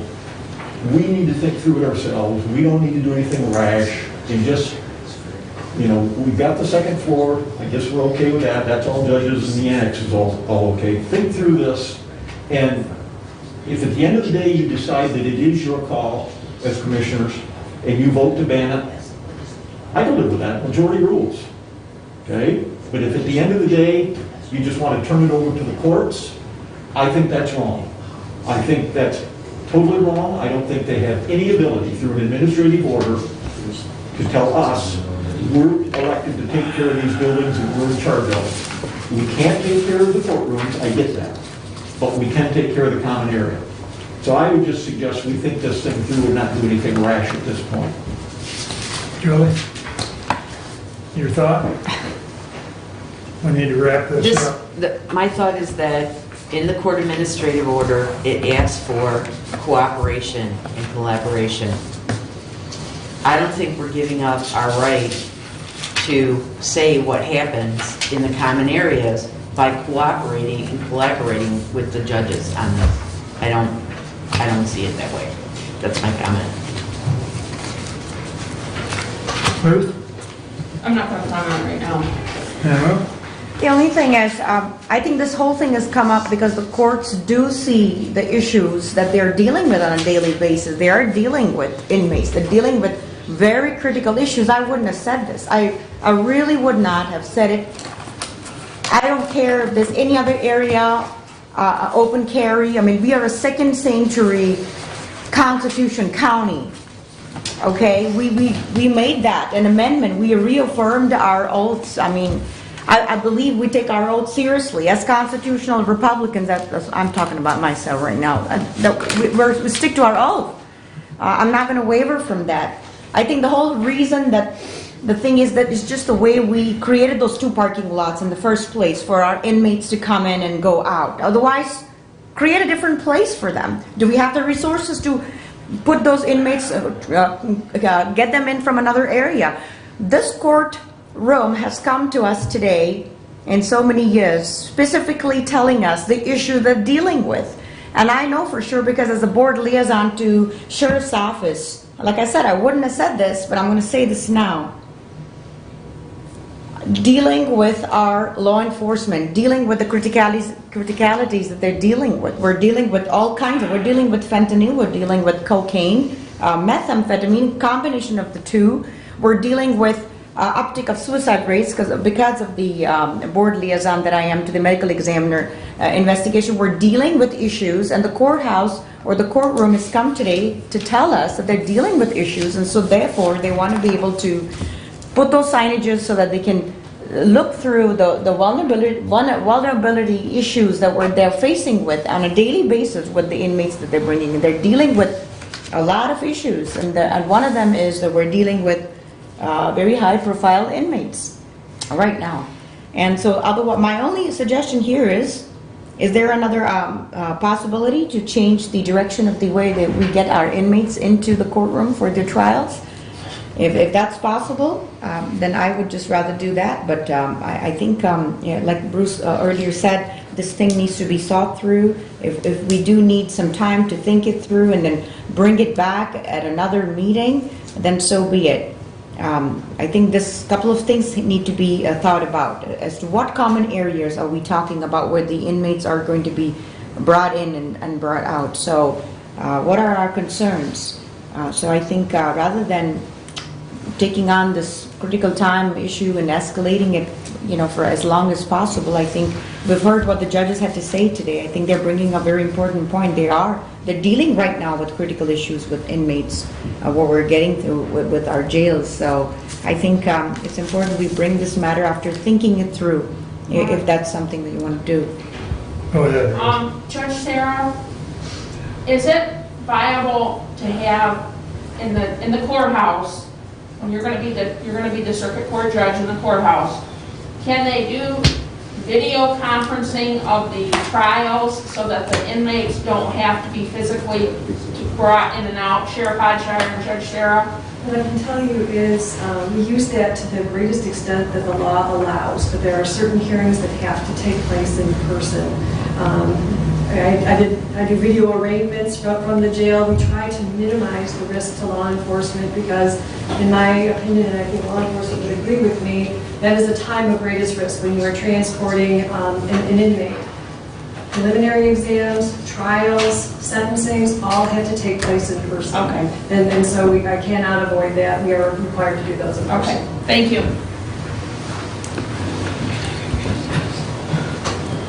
All right. Thank you for allowing this discussion. It's been very healthy. No, I mean it. Yep. And I think Yep. people put their minds to work on this. There's some that obviously are already made up one way or another, but I think if people put their minds to work on this, I think a decent solution can be achieved. We got a lot of smart people that are thinking on it, and we just need to keep thinking, and we'll get it figured out.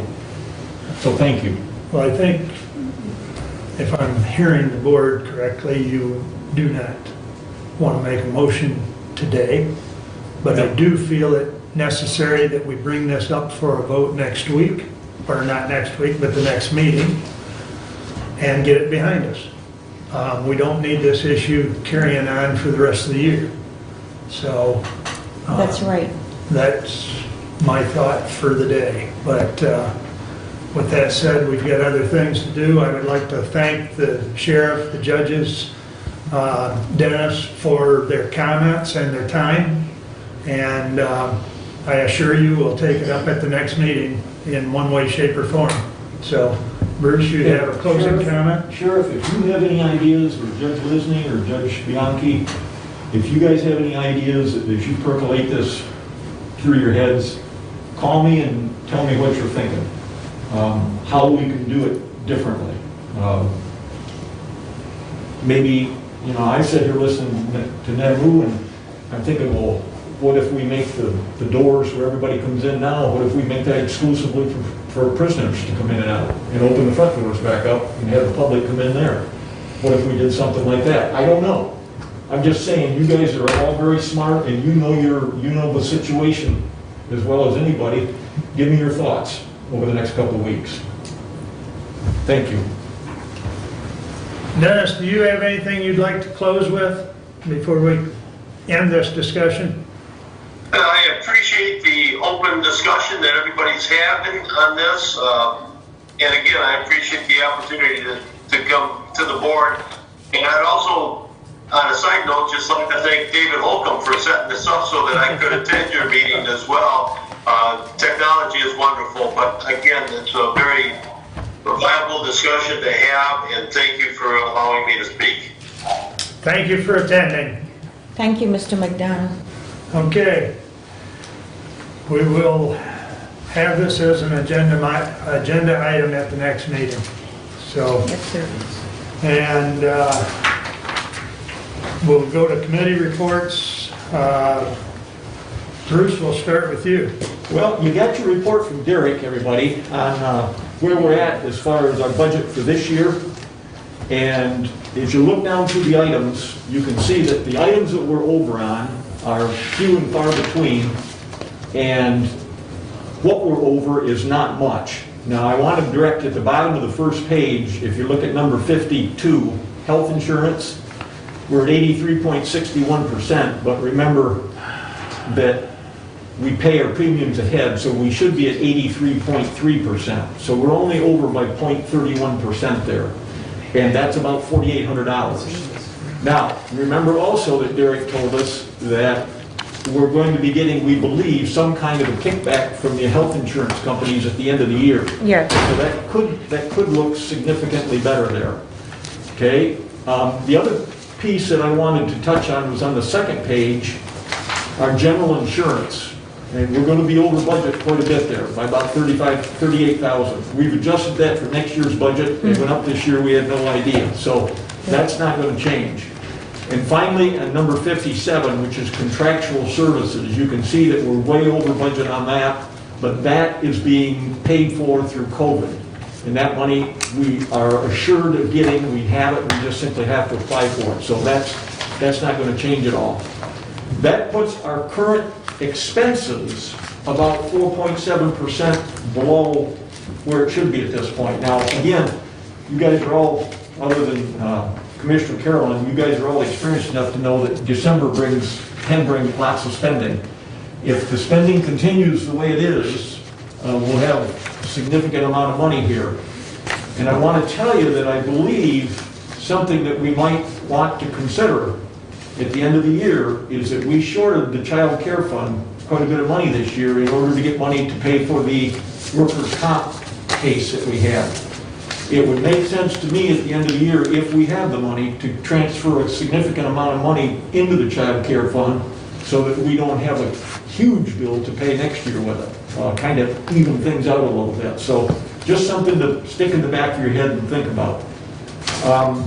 The revenue right now is, we're $486,000 ahead. Most of that is state grants and aids. This is the COVID money that's come in and everything. That's the reason we're ahead. We're ahead on our property taxes, but that doesn't mean anything because we're going to get what we're going to get. It's just a timing issue why we happen to be here this year. The one thing I do want to note for you is that the charge for services is down $72,000, and that covers everything from the courts to the Register of Deeds office and so on. So while that's down, it's not down a huge amount. So we've done a pretty good job as far as trying to keep things somewhat stable. We're meeting tomorrow, the Budget Committee, Ruth and I and Derek again.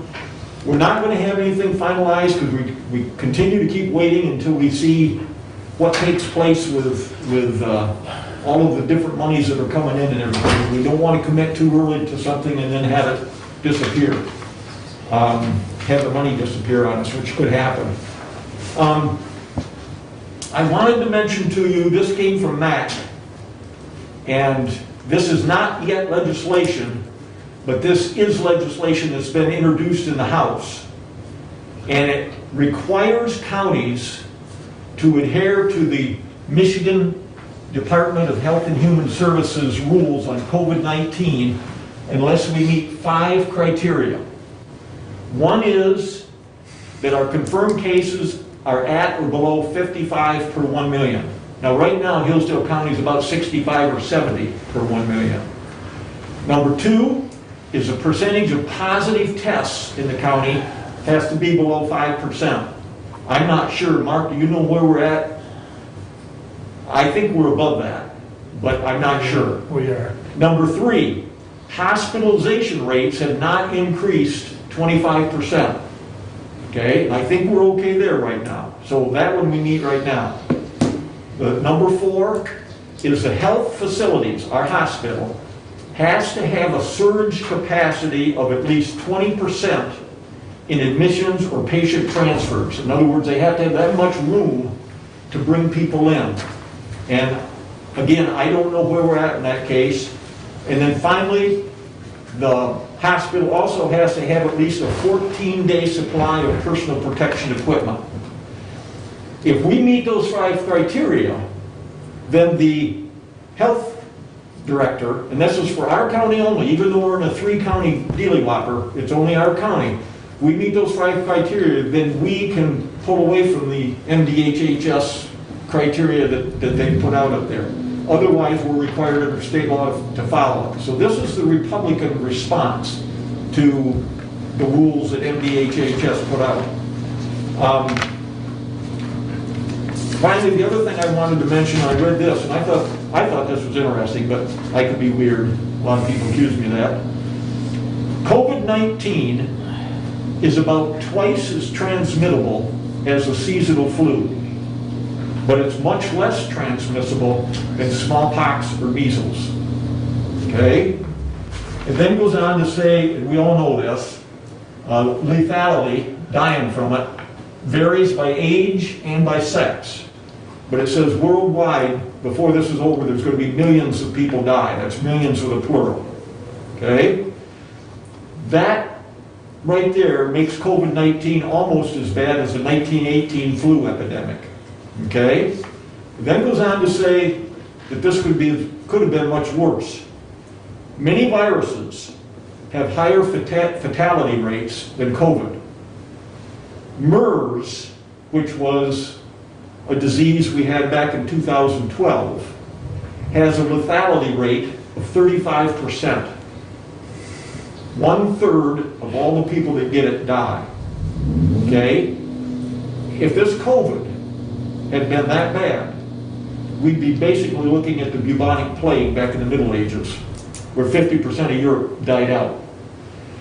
The reason I say this, and I know we're going to be gone, other than you, okay? But I think it's really, really important that this county think about doing what we can do moving into the future to prepare ourselves for what is invariably going to happen again, another pandemic. Because it could be much worse than this one. And I've given some thought.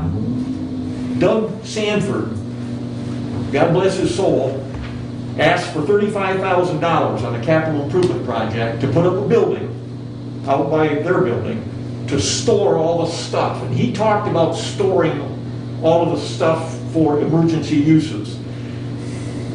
I think we need to think about, with Doug, how big do we need to make that building so that we can have all the stuff in there that we need so that at least we can take care of our county should something like this happen again, with personal protection equipment, the hand sanitizer, all this kind of stuff.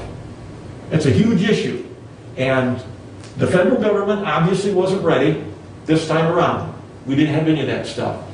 I don't think we want to depend on the federal government or the state government. I think we need to depend on ourselves and do what we can do to help protect our people. So that's just the thought I want to throw out to you. When the budget rolls around, I'm going to discuss with Doug how big a building he wants and whether or not maybe it needs to be a little bit bigger, and then work on a continuous basis to fill it up with stuff that's needed. Bruce, that is something that we have talked with as far as the EOC meetings we've had, Yeah. the emergency management. you know, one thing we've talked about is doing like an after-action report. And part of that after-action report is we'll determine what that ideal number is of PPEs, for instance, or what pieces of equipment and so, yes, we're gonna have that discussion now. Whether that building's big enough at this point, probably don't know. When are you going to have this discussion? Well, we were hoping to do it when the pandemic was over, but we're not over yet. So I think we probably need to start working on that discussion at this time. Well, you've been involved, Mr. Chairman. Do you want to have this discussion with Doug, or do you want me to stick my nose in? Well, I can certainly talk to him more on it because we've already started the process. Okay. You know, we're in a better position than some counties because things like PPE do have an expiration date on them. And a lot of these PPEs can be rotated or potentially rotated through our county medical facility. So we could keep our stockage from expiring and going to the dumpster. So that's something else we've looked at. You know, not all counties have a county medical care facility. So if they start a stockpile, at some point in time, they're just going to be hauling it to the dumpster and then replacing it. Yeah. So, you know, we've got some advantages. Good thought. It's just going to have to be managed. Okay. But, yeah, I'll certainly take that up with him. All right, thank you. And that's all I got. Ruth, I want you to know that was 10 minutes. Yeah, well, it was an hour and more than that before that. Yeah, they By the way, got Judy, allotted I to don't you. even want to talk about Michigan. Just hush up. Okay, all right. I'm not talking about it. Not talking about You it. guys don't get football anyways. The biggest problem is they can't hang on to the ball, Bruce. They shouldn't have been eating those butter rolls before they went out there. My goodness. Anyways, Ruth, you have the floor, please. Okay, well, No football. it's 11 o'clock, and You've got 2 minutes. I've got a long report, and I'm looking at the agenda, and there's several other kind of big things that we have to talk about today, so I'm trying to figure out, I'm not gonna give my whole report because it's gonna be too long. There was a Human Services Network meeting that I attended, and over at St. Peter's Free Clinic, they're trying to hire a volunteer coordinator, and they've only got one candidate so far. So what I'll do is I'll send this job posting out to the commissioners so that you can look at it, and I'm not going to read it or anything right now, but I'll send that out to you. So that's one thing. Human Services Network is not going to collect dues. I think I sent you an email, Bruce. Yep. Because of the COVID and having to do everything by Zoom and not doing everything that we usually do, they're not going to collect dues this year. So that's one less bill that we have to pay. And Southern Michigan Food Bank. Now I want you guys to think about this when you guys are out in your townships. Southern Michigan Food Bank wants to find 5 more monthly fresh food distribution locations in Hillsdale County, but outside the city of Hillsdale. So if you know an organization that would be willing a project to do a fresh food distribution somewhere in Hillsdale County, they want to do 5 more of them, but not in the city, then call Heather at the South Michigan Food Bank, Southern Michigan Food Bank. It's 517-403-4757. And when you're out at your townships, talk to your townships and see. Any comment, Bruce? Yeah, when I was up to Bronson a year ago, they accepted doing this, and they did it at the school. So Ruth, I would urge you to take that information to the ISD superintendent and have him pass it on to the school districts with contact information and everything else. Okay. Bronson did it, and it was very successful, and schools were a good place. Okay, so, were you gonna say something, Mark? Well, I was going to say Mason School District's doing the same thing, Okay, and so it's working out well. There is one in Waldron, isn't there? I think there is one in Walker. Okay. Yeah. Because I know when you say outside of the city, I know okay, thank you. Okay, I'm just gonna go as fast as I can here because I know there's a lot of things we still have to talk about. There is going to be a Michigan State Advisory Council meeting tonight at 5 o'clock with Matt Shane, so I'm going to be on that, in that meeting tonight. Suicide prevention, there's a lot of things coming up in November. I have no time to talk about all of them right now. I'll probably send them out on the email. But the biggest thing that's coming up that's before our next meeting is they're going to have a Veterans Day Summit on Friday, November 6th at 5:30 on the computer. Stop 22 Summit. That's because there's 22 veterans a day that commit suicide. That's all I'll talk about on that. Julie and I are going to go to Michigan Works on Thursday. They're having a retirement celebration for Bill Slate, and I think all of us are going to be signing a certificate today, and then Julie and I will take the certificate and present it to him on Thursday at his retirement. There's going to be a lot of elected officials there from the state and from the counties, all presenting stuff to him, so we'll do that on Thursday. So unless there's any questions, that's my report. I'm trying to keep it short because of the time and everything else we still have to talk about. I've been doing Lifeways, been doing lots of stuff with Lifeways. Unless there's any questions, that's my report. Any questions for Ruth? Quicker than me. Good job. You did that in about 4 minutes. Well, I'm trying to keep it short. All right, let's see. Okay, Commissioner Carlin.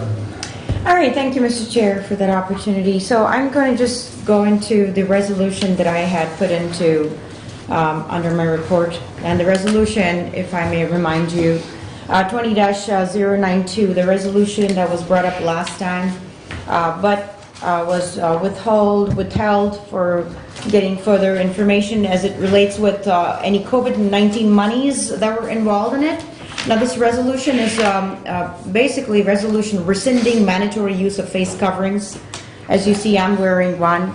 It's simply here to say that we don't want to mandate something infringing somebody's personal opinion about wearing or not wearing. So that is what this whole resolution is about. But the questions that came up last time, and due to which this was withheld, if I may, I did a little bit of research, and Derek from the finance was kind enough to give us a little bit more understanding as to if the monies we were going to lose some money if we were going to bring this resolution, which basically rescinds the mandatory usage of face coverings.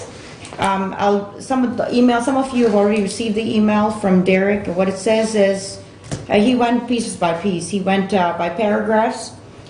He said, after listening to the last Board of Commissioners meeting, I've tried to do a little research. This has come from Finance Director Derek. So he says, reading through COVID-19 preparedness plan and response plan, I've identified the following notable excepts. So page 1 that says in the COVID-19 response plan, and what it says here, this plan may be updated as the situation evolves or as state or local orders related to COVID-19 are issued or amended. Now, executive orders, what he has implied here, bringing in what happened just recently, executive orders 2020-42 and 2020-59 are both referenced and both have been rescinded. He goes on to say about the fact that a screening questionnaire should be completed by all employees before being permitted to enter the workplace. This complies with screening procedures recommended by health professionals. So what's been noted right now is his research, and I concur. He says, I believe this is notable because the questionnaire is no longer being completed at the door of the building by most employees, but instead in their department offices. So this may require an update of the plan. It goes on to say, it references a recommendation by health professionals and not an order by the state or federal government. It goes on to say any in-person worker able to medically tolerate a face covering must wear a covering over his or her nose and mouth when in any enclosed public space. Now, this does not mention any exception for socially distanced workers. He goes on to also reiterate all non-essential travel is discontinued until further notice. So then which was again ratified by Executive Orders 2020-42 and 2020-59. I reference again under critical infrastructure workers. All this comes under the COVID-19 response preparedness plan. So they all need to be looked at again after what changes were made recently. So he's talked also about the fact that he specifically mentions that there wasn't going to be any kind of monies that we were going to lose. That was the main thing that we withheld the entire resolution last time. If we were going to lose any kind of monies, no, we were not. Point of order here. If we're going to continue to discuss this, are you reintroducing this ordinance, or I mean this motion? Yes. Then we need to have it introduced. We need to have it supported to further discuss. Okay, absolutely. So I'll go on with that. It was the same resolution that was brought up last time. And resolution 20... And you don't need to reread the whole thing if Okay. it's on record last time. Yes. If it's the same. But we do need to have it on the floor and support it for further discussion. I'll support it for further discussion. Okay, so... So Bruce, to carry on with what she's making the point, Yeah. she's saying that she's reading the email from Derek. Bruce, from what she's saying, there is no loss in money from COVID-19 from the prayer. Did you check with Bruce, or I mean with Derek? I don't know what question was asked from Derek. I don't know any of that. I have no idea. That's why I said we need to look into it. I didn't talk to Derek about it at all. Bailiwick. Last I talked to him, he was still looking. And that was just a few days ago. And now she's saying that he came Yeah. up and said no. That is correct. The email that he sent. That email is a week old or more. What's the date on Yeah, that the email was immediately sent. This is just 6 days back. He sent this email. Okay, And so we this, don't know. yeah, and this email was sent to everybody. But Julie also checked. Yes. I checked in with Derek, and he also said he could not find anything relating the money, any of the monies, to the preparedness plan or the mandatory order to wear See, face that's masks. different than what? I would just like to clarify something, because there seems to be mass confusion. The Board of Commissioners has not mandated anyone to wear a face mask. MIOSHA and the Michigan Department of Health and Human Services are the ones that have mandated the wearing of face masks. It has nothing to do with the Board of County Commissioners. I just want to make that clear, because there seems to be confusion. Well, and we can, with that said, Julie, we have no authority to supersede the two entities that you just indicated. Right, we don't have any So our statutory... ability to pass anything contradictory to what the state is saying Right. is out of order. So, I don't know, I just think I want it to be clear that, yes, we cannot supersede the state orders with any resolutions or ordinances, etc. We don't have statutory authority to do so. I checked several different sources for that. We can't do it. But also, I just want people to understand that the Board of County Commissioners in Hillsdale never mandated anyone to wear a face mask. It's not mandated by the Board of Commissioners. The COVID response plan is in the process of being updated, and it will reference MIOSHA as well as MDHHS. Julie and I had this discussion, a week ago, and I have since talked to Doug, and we're working on it. The original response plan had language in there about masks. It had, and we worked off of a template that we got from MMRMA. Which came from MIOSHA. Right. So Doug has reached out to MIOSHA, he's reached out to MDHHS, he's actually reached out to Doug Terry because Julie told me that Litchfield adopted a new updated one. As well as Jonesville, from the same source, MIOSHA. And Doug was really impressed. He basically was going to bring us the version from Litchfield. But so in all likelihood, at our next meeting, we will have a updated version to review and approve. So that's, right now, that's the goal, okay? Now, as long as I've got the floor.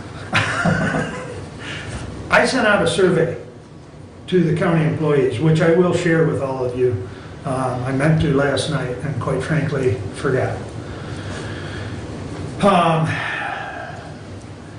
This question was submitted out to all the employees and elected.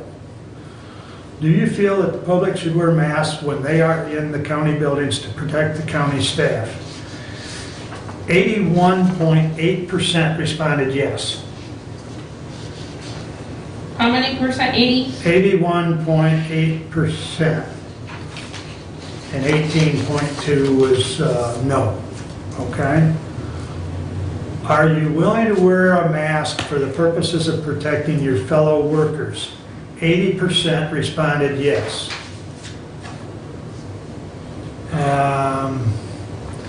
Let's see. On a scale of 1 to 5, with 1 being not at all and 5 being perfectly safe, overall, how safe do you feel coming to work at the county buildings during the pandemic? 73% responded that they felt safe. And like I said, I'll forward this to you. In the comment section, a lot of the comments were about the fact that we're promoting the use of masks.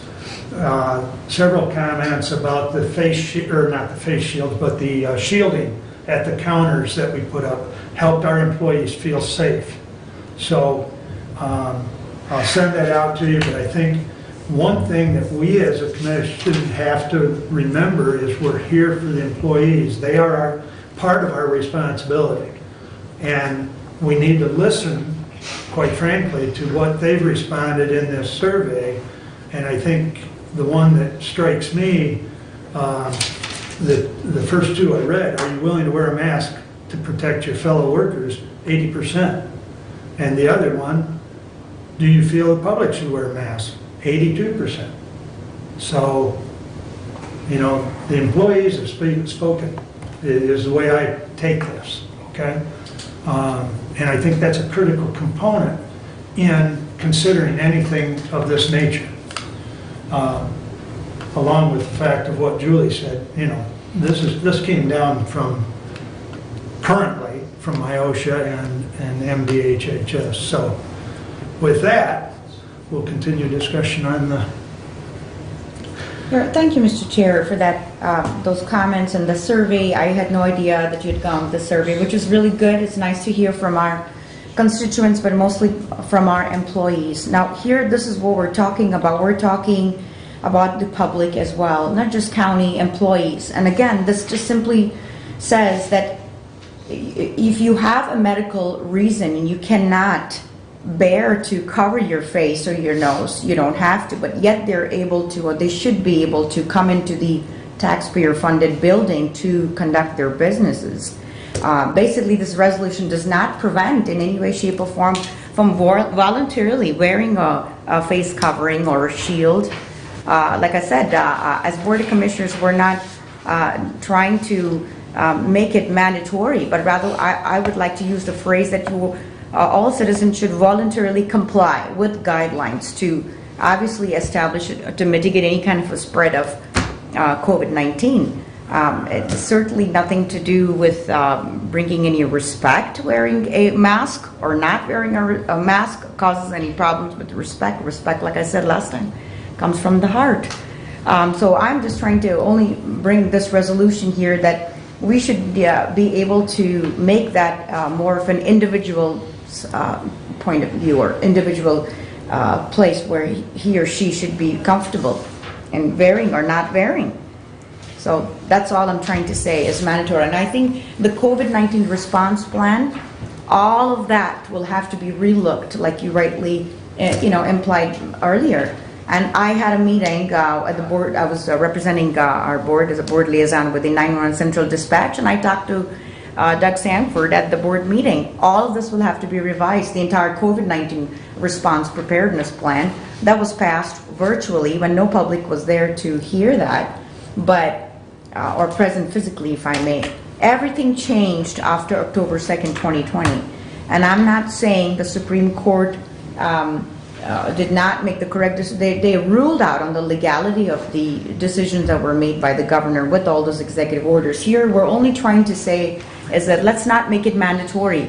And I agree with the staff saying, yes, we would like to see, but at the same time, They have their own, if the staff would like to have that, wear a face mask by all means. Again, I just don't feel that we should start to, or we have any right to tell somebody that you ought to do this and that's the only way you can enter the building. This is a taxpayer funded building.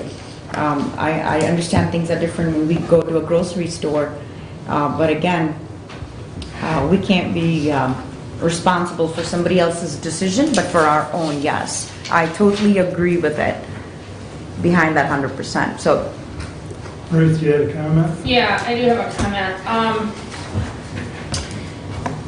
My feeling is that COVID-19 is surging right now. All the statistics that I've looked at from the health department and from everywhere else, not just the news or social media, I've looked at a lot of statistics. COVID-19 is surging right now. It's getting worse and worse and worse by the day. And I don't think that it's the right time for us to rescind the mandatory use of face coverings. I don't think it's the right time. I think that if you suggest to people or you ask them to voluntarily comply, I don't think that has any teeth to it. I don't think, I can make all kinds of suggestions to people, they're not going to listen. I can ask them to voluntarily comply, they're not going to listen to that. This is not the time for us to be doing this. That's my opinion. Thank you. another thing, just thank you. I want to thank you for that comment as well. Our comments, they're critical for us to hear all sides of it. Now, let me just tell you, District 5 that I represent, all the township meetings that I have been going, now they have been doing something that Derek was just talking about in that email that he sent us. They have been taking the written surveys if you have any of those signs, symptoms, if yes or no. If you're sick, you're not going to go in anyway. But people do. We were just talking to Tamara right before the meeting this morning. I was talking to Tamara for quite a while in here. And Tamara was relating to me experiences that she's had working in the treasurer's office where people have come in sick and they are physically, coughing or they're sneezing or they're snotting or whatever they're doing right in the office where they're trying to work. And, the employee feedback of the employees that I have talked to feel the same way as what your survey reflects. If COVID was going down and getting over with, then I might feel differently about it. But not when it's surging.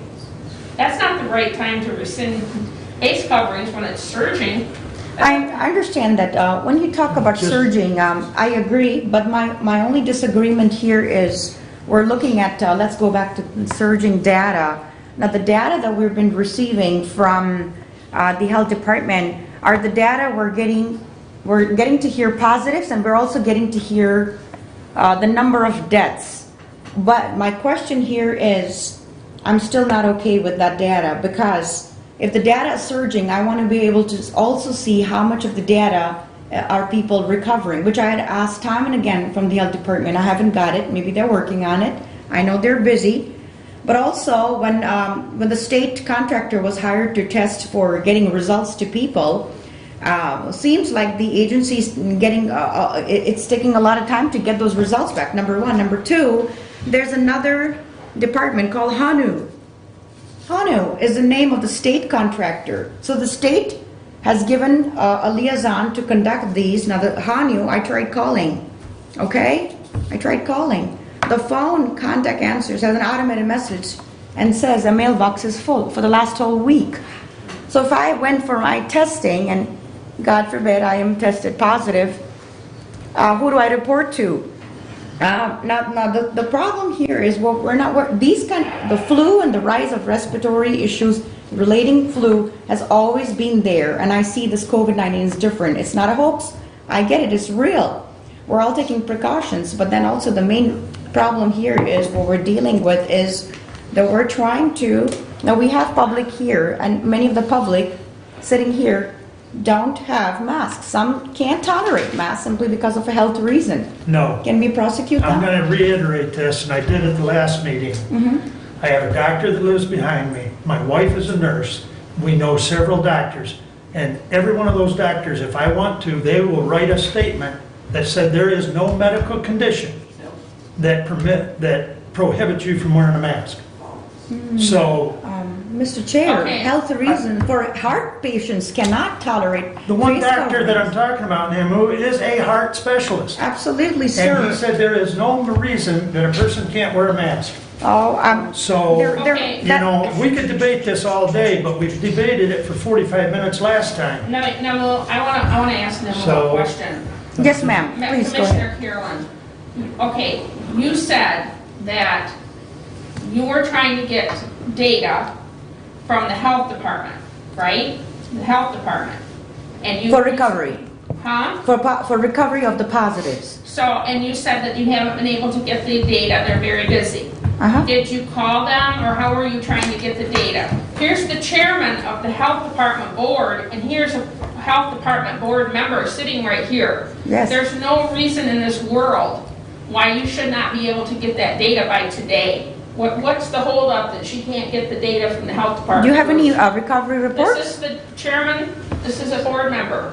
Absolutely. Where's the So data maybe- for the health department? Yeah, and of course, we don't want to put anybody in the spot, but Did you really, call- Did you call, how did you try to get it? On their website, or did you call them, or what? their website should indicate all of those recovery of the positives too, correct? And that's not been showing. It's not only my question, but I'm representing my District 5. All of them, any of the townships I go in, and I don't have any recovery reports for them. So, and this has been also questioned earlier, but this is not Did the, you call them, or were you just looking on their website? yes, call them and Okay. website, plus I called the HANU, like I said, plus And the no whole one- week. And no one from the health department called you back? Yeah, I went a little bit ahead of that too. So, Okay. yeah, I'll wait for an Bruce, can answer you if get Bruce it for has. her? What does she need? The recovery of the positives. Can you get it for her, Mark? You want me to get it for her? I'll get it One for of her. the problems here is that you've got people that are tested positive, they isolate, they're not at a hospital. The only true numbers that they can get on recoveries are the ones that are hospitalized, okay? Because the ones that recover on their own at home very rarely are reported back to the health department. And the other thing is the health department has hired extra staff just to do contact tracing. You know, so to chase after, I mean, there's a limit to the resources available. The state doesn't even have accurate numbers on total recoveries. So, So, I will work with you on getting that, Namrata, because in my opinion, just very respectfully speaking, if anybody calls, I don't care who it is, if anybody calls the health department or any other agency and wants information, then they need to be called back. She should be called back, and she should be given the information that she's asking for.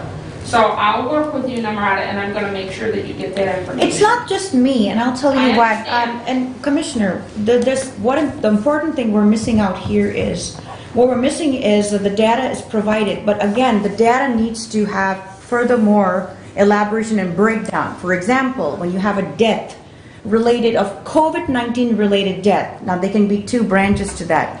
You can, because with medical examiner, what I'm looking at COVID-19 related death due to lockdown, so that is suicide. There's an uptick on suicide and use of drugs, which I gave you those reports last time, and I'll give you today the same reports.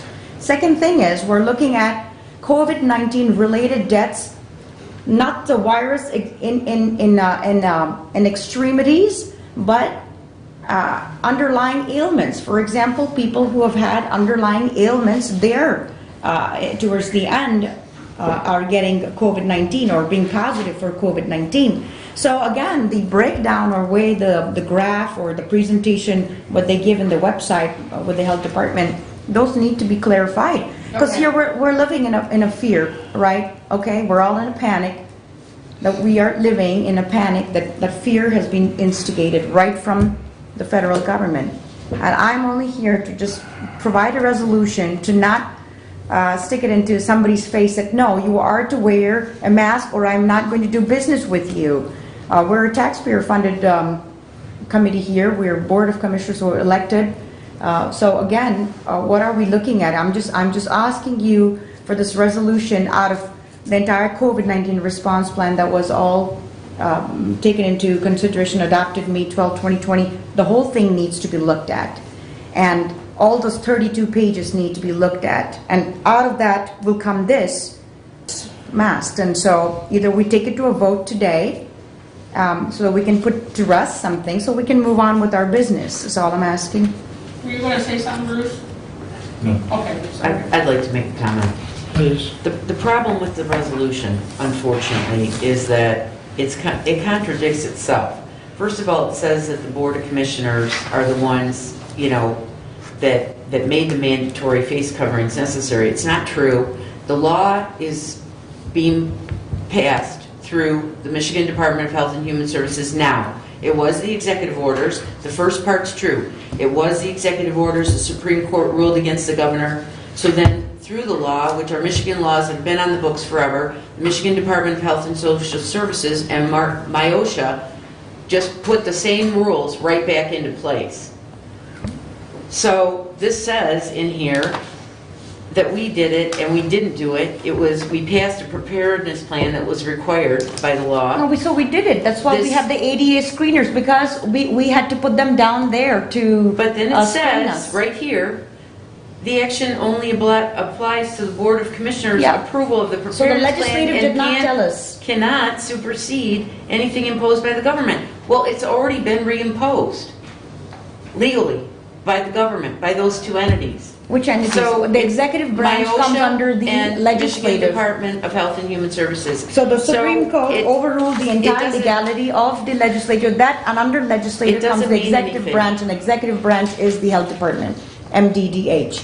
What we're trying to do is, it is we who mandated, of course, 4-1, not me, to bring the ADA screeners in order to provide this right now. But we do have public who want to do business in the in the courthouse or in our buildings here, and they are not able to come in because they cannot come in with a face covering for all the reasons, medical reasons or no Is reason that at all. true?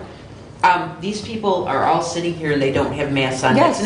You're not making a true statement. So that's They not have mandatory. not been forbidden We from should not- entering the building. So are you telling me They that can we're... come in and do business. They're sitting here right now. So this is just ridiculous at this point. How can it They be don't- ridiculous? They're not listening I to Livingston anybody. County All right. made I this... call the question. Ruth has called the question. We have to vote on calling the question first, please, sir. Yeah. I'm not. Okay. Well, this is voting on calling the question. That is correct. All in favor of calling the question, signify by saying aye. Aye. Opposed? All right. 4-1. We will be voting on the motion or the resolution as it is, 20-092. We will, Jody, we will do a roll call on this, please. Commissioner Wiley, No. Commissioner Caswell, No. Commissioner Carolyn, Yes. Commissioner Brown, No. Commissioner Gaines. No. Resolution fails 4-1. Please continue your report. You have a discussion item on... Absolutely. Yep. Thank you, Mr. Chair, for that opportunity again. And so I'm going to go on to my committee report that basically talked about the County Planning Commission budget. So I had been in contact with Derek, our finance chair, and Bruce as well earlier in regards with the County Planning Commission, a budget that we currently have. And what I learned was that the budget that we had was $9,650 that included per year the amount that was just segregated just for the recording secretary, which was $7,285. Now, I believe the Finance Committee decided to look into the budget and see what will fit good for next year, 2021. In my understanding, as Bruce and I, we had some lengthy conversations in regards with the budget. The way we're looking at and what we have for 2021 with our county revenue sharing cut down and so on and forth. The criticalities that I see is that I think we need to keep our budget to the minimum for the planning commission, the county planning commission. I would like to welcome some discussion on that. Bruce? I'd request Bruce. Well, the moot call man, I wasn't in favor, if you remember back a year ago when we put this person in place and she says they're not needed. Commissioner Gaines believes they are needed. So that person cost us about $8,300, $8,300. We got a $9,650 budget. And the other remaining things in there are $100 for postage and $50 for travel and mileage, and $70 for seminars and education, $160 for advertising, and then $932 for special projects, it says. None of those items have had anything spent on them, nothing. So on her, Commissioner Caroline's advice, we've eliminated everything for next year out of this budget except $250, which would cover a minimum amount of postage and Commissioner. Whatever. So Once that's where we're at. It was $280. 200 what? 280. Okay. Is it 280? That's what the figure I got from Derek. So that's where we're at with that. Has Brad, as the chairman of the county planning commission, have you had any input in any of this, Brad, with Nemu and with Bruce? Thank you, Commissioner Brown. We did have a discussion about submitting a budget for next year. What you want to remember is that because our county planning ordinance expires next year, we are reviewing the master plan, and that's why we need the dollars, because we have mandatory mailings that we have to send out to every unit of government within the county. So we have those notices. And then next year, you are going to have to host, if we do present to you a new master plan, you're going to have to host some public hearings on those and then adopt that master plan, as well as either re-enable or write a new ordinance allowing for the establishment of a planning commission within the county. And so if we don't have that funding, if we don't have Kim Jackson, then it really makes it very, very difficult for us to be able to do our job.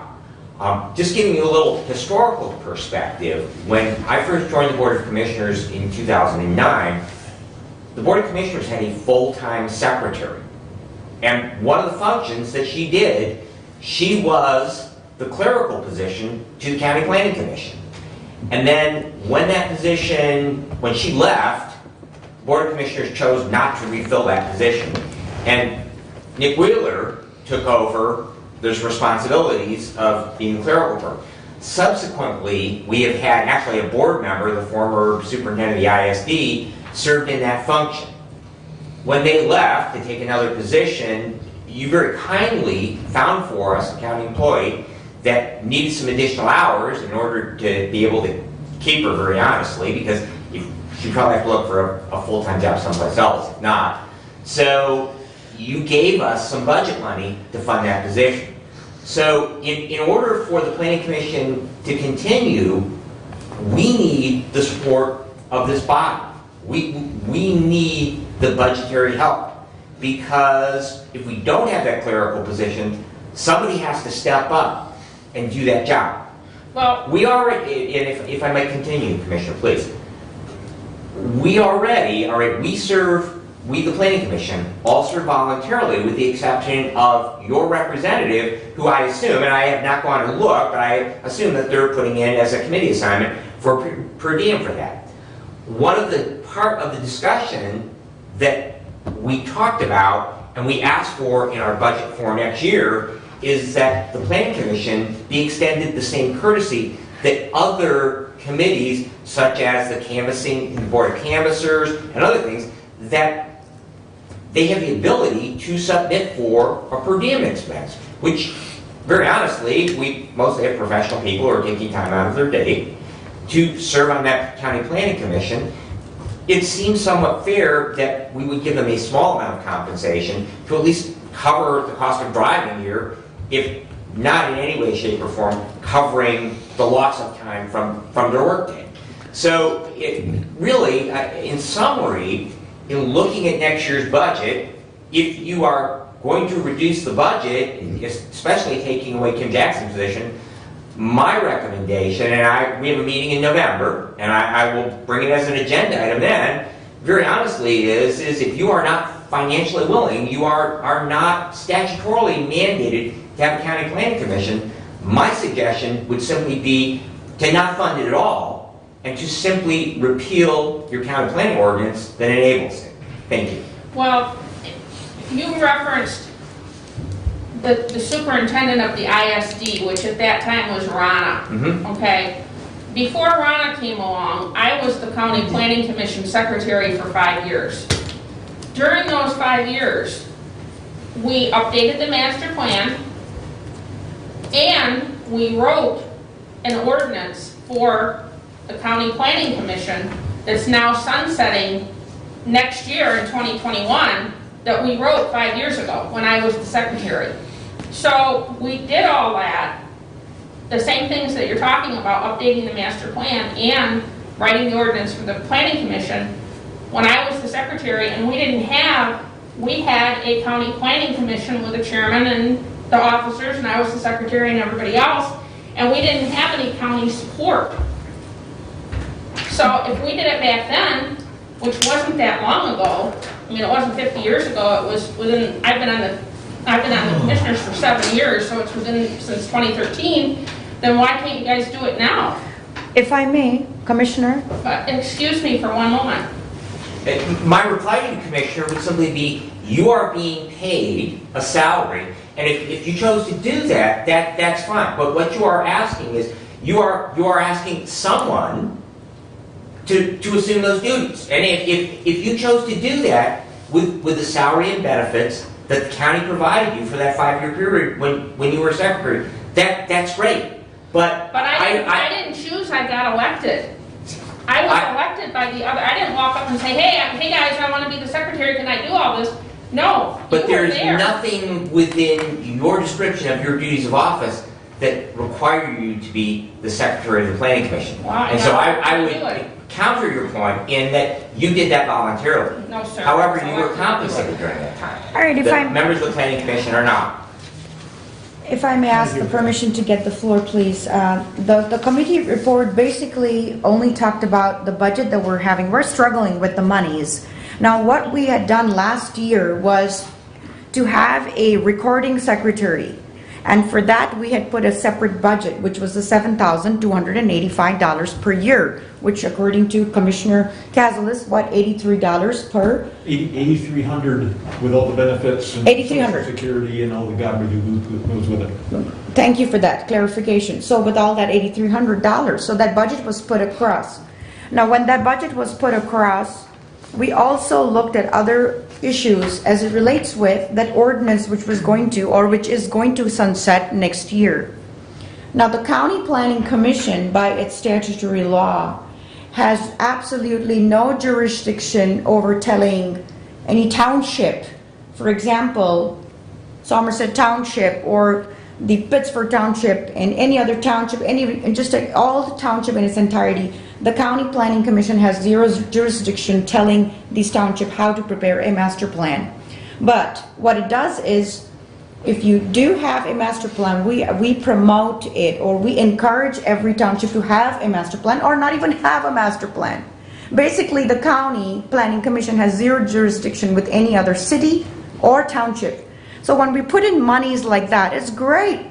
But then the problem here is, what is the role of the County Planning Commission other than keeping the master plan of the county in a current format, having a website, because we did have a website and it was crashed about a couple of years back, totally crashed, like everything, we lost everything. So that is something. But other than that, recording and the secretary having to be there to do the work and send in mailings and stuff, What we send in mailings are, I'll tell you what we do is we send in asking for every townships or city or villages if they have any master plan ready. If they do, we ask them to send it to us. We don't tell them make these changes because each township abides differently and they have their own call if they want to put their marijuana ordinance in place or solar in place or wind turbines in place. Some don't opt, like Somerset didn't opt, and I'm okay with it. But we don't come to the county to ask permission, do we need to have this in place? So Brad, so back to Brad, do you want to keep Kim Jackson? Is that what you're saying, that you need the clerical support, you want to keep Kim Jackson? Yes. Because there's a lot more to it than that. Huh? There's a lot more to it than what she just described, Well, what the I was planning on it commission for does. 5 years. I know, And I well- was the secretary, so I know. And I think Mark's been on it, and I think Bruce has been on it, and you've been on it. So we know. but I think we know as board members to also record minutes and do it as board members. So if you want to keep Kim Jackson in it, can we do that in budget groups? Do we have that in the budget? Madam Commissioner, it has been my experience that anything can be done in a budget. I think that we have to talk about this. We're having another budget meeting tomorrow, and we're going to be having a few more budget meetings, and we're in the budget process right now. Now, if So you're I asking- think that what should happen is that, If you're asking my opinion, Madam Commissioner, it would be a blessing from God if next July the new board got rid of the Planning Commission. They serve absolutely no function that's valuable at all. The townships do their own thing. The county commission is simply an overseer of it, and I don't see, half of our townships aren't even zoned. I think that this, But that's just my opinion. That $2 will get you a cup of coffee. I think that this discussion should be referred to the finance committee to talk about when we're doing in the budget process and we're considering the budget. If the Board of Commissioners' pleasure would be that I attend to represent the Planning Commission at one of those meetings, I would be delighted. Just please let me know when you need me there, and I will carve that time out of my schedule. So, but if I might, since we're addressing the topic, thank you, Mr. Chair. Commissioner Gaines, I saw your question, and there really, when you look at what the Planning Commission does, okay, we look at those PA 116s. Is that necessary? I mean, does it really do any good to have a Planning Commission? Basically, all we do is we look at them, do they comply with the county master plan? It's a bureaucratic hurdle. And very honestly, it slows down the process. I know for a fact that there was a residential condominium development that was struggling because the township in which they are located, which is in Commissioner Caswell's district, the township in which they were located has zoning. They needed the approval of the Planning Commission, but the Planning Commission's schedule when they meet did not line up with the statutory requirement for them to approve it. And all they simply had to do was look at it and say, do you agree with the county master plan? They didn't have any regulatory authority. All they were was a review body. And so, very honestly, they got in the way of progress. They made it more difficult because their schedule wouldn't line up, and so it reset for another 90 days because they couldn't meet that time frame. So I very honestly can't argue with anything that Commissioner Carolyn said or Commissioner Caswell has said, that they're really, in the way that we do business in Hillsdale County, and I can't speak for the other 82, but in the way that we do business in Hillsdale County, because we do not have countywide zoning. We have, as Commissioner Caswell said, approximately half of our townships have zoning. Not even all of our villages have zoning. And so what we're doing is we are constructing a regulatory hurdle to get over. And very honestly, in the interest of better and smaller government, I would argue that we don't need a planning commission. However, if this body chooses to have one, all that I would ask from my position as chairperson is that you financially support it. I move that we refer the county planning commission budget discussion to the finance committee to work on. I second that. I would say the one caveat though is you need to include Brad. Brad as well as Julie and them, who at least in some part of that conversation. Julie has past experience. I mean, if you think you need it, tell me. If you don't think you need it, tell me. I mean, Commissioner Carolyn called me and said it was worthless, and I said, well, we can get rid of it, it's no problem. Well, it's not worthless. What we're trying to hear is, not worthless, if I may. We're just trying to keep it at minimum. So there's a motion on the floor.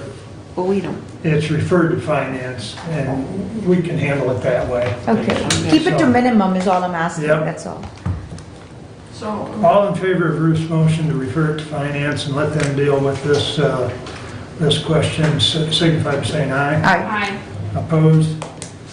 Thank you. Next item.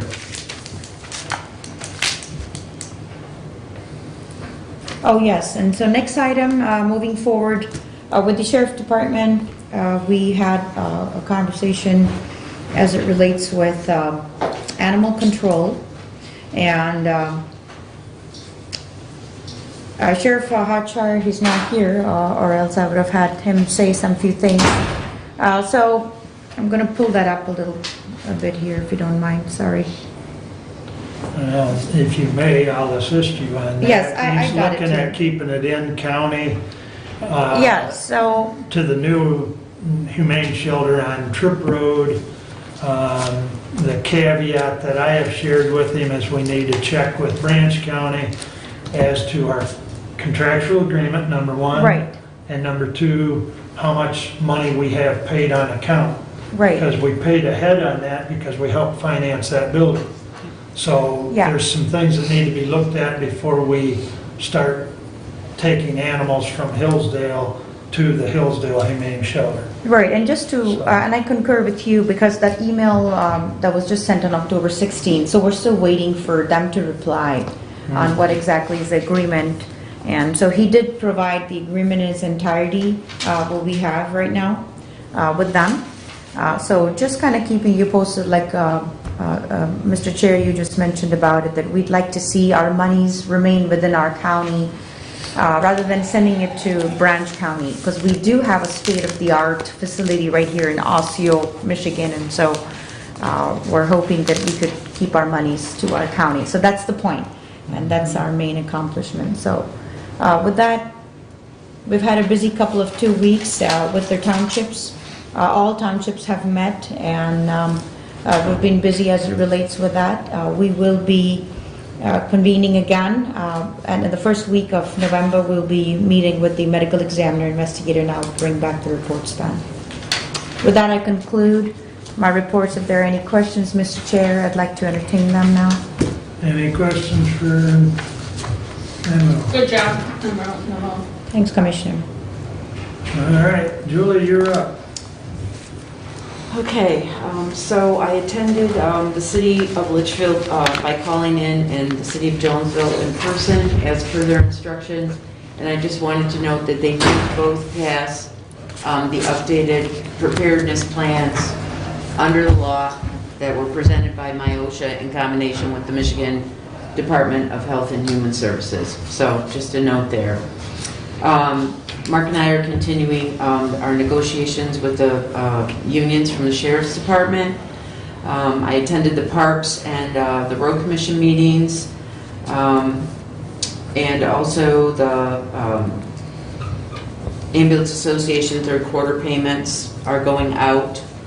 Bruce and I have a meeting tonight at 5 o'clock to go over in the ambulance contract that we worked on together with the Ambulance Association to go over. There's an opening just for review of the contract. That's tonight at 5 o'clock. And Saturday is the last day for the farmer's market. Now I'd like to bring forward Resolution 20-095. It's concerning the designator assessor position. To the Honorable Board of Commissioners, we recommend the adoption of the following resolution. Whereas PA 660 of 2018 defines an assessing district as a city, township, or joint assessing authority, and whereas PA 660 of 2018 requires each county to enter into an agreement that designates an individual who will serve as the county's designated assessor, and that an interlocal agreement be approved by the County Board of Commissioners and a majority of the assessing districts in the county. Now therefore it be resolved that the Hillsdale County Board of Commissioners pursuant to said Act 660 approve the attached interlocal agreement between the Hillsdale County Board of Commissioners, Hillsdale County Assessing Districts, and Edward K. Vanderbees as the proposed Hillsdale County designated assessor. Be it further resolved that the attached interlocal agreement be immediately distributed to the Hillsdale County Assessing Districts, 18 townships and 4 cities in Hillsdale County for approval, and be it further resolved that once the majority of the assessing districts approve the agreement, but no later than December 4th, 2020, we authorize the Equalization Director to submit Michigan Department of Treasury Form 5697 State Tax Commission petition for approval of the county designated assessor, along with all appropriate documentation. It is to be understood that if a majority of the assessing districts have not approved the agreement by December 4th, the agreement is considered null and void. Respectfully submitted, Julie Games. I'll second that motion. I already did. She needs a Michigan State person to defend her. Now, no fighting over the second here. We'll put you down as a second and a third, how's that? So they gotta have this done by December 4th. So if I go up in the township meetings, they tell me Please. we put it off for a month, they can't. Right. We need to get it Okay. done. Because what will happen is if we don't get our paperwork in on time, then the state will designate us an assessor. And I don't think we want that. So this gentleman is well qualified and well known to our equalization director. And His that's job something and all of you need to go out and experience. talk to your localities. Yeah. You need to make it very clear what Commissioner Gaines just said. If we don't do this, the state's Yes. gonna, and you'll be much more unhappy. And just so you know, Commissioner Games, what I already announced in my District 5, so they were very much stressing on the fact that we not cross that deadline, after the December 31st, because the state would have gone ahead and taken that initiative. So I think this is good what you have done. Thank you. Appreciate that. Yes, Ruth? Can Nick, I I'm was gonna call. just gonna get there, Ruth. You got any comments, Nick, while we're on this subject? Sure. You guys haven't heard enough of me this year. The part that I'm thinking about, Nick, is that I was up to the point where Julie and I were there and we all did that, and then you said you had identified some items that needed either corrections or clarifications, and you were gonna go back to Ed. Were any of those significant? No, Okay. it was just stuff that I'm a nitpicker, or nitpicker they call me. And I pay a lot of attention to some minute details that probably would not have made a difference, but to me, I'm gonna do it right as best I can, so. Appreciate that. But Okay, thank they you. were clarified and were done, so. And if I can add to Commissioner Caswell, yes, any assistance you can have. My plan was to reach out to at least the supervisors, if not the supervisors in the close personally in the next couple days, and offer to hand deliver these to them and to ensure that they get to them before their December meeting and have at least a good week to review it before their meetings and have to act on it. I think Somerset Township is the last township of the month, and they meet the third Thursday. Third so Thursday, that's I right. don't think they would have a problem, but the other ones are kind of scattered about between the first and second Mondays, or the second Mondays and Tuesdays of the month, so, and do my best to at least answer any questions they have, because this agreement does vary a little bit from what they were sent out a couple months ago.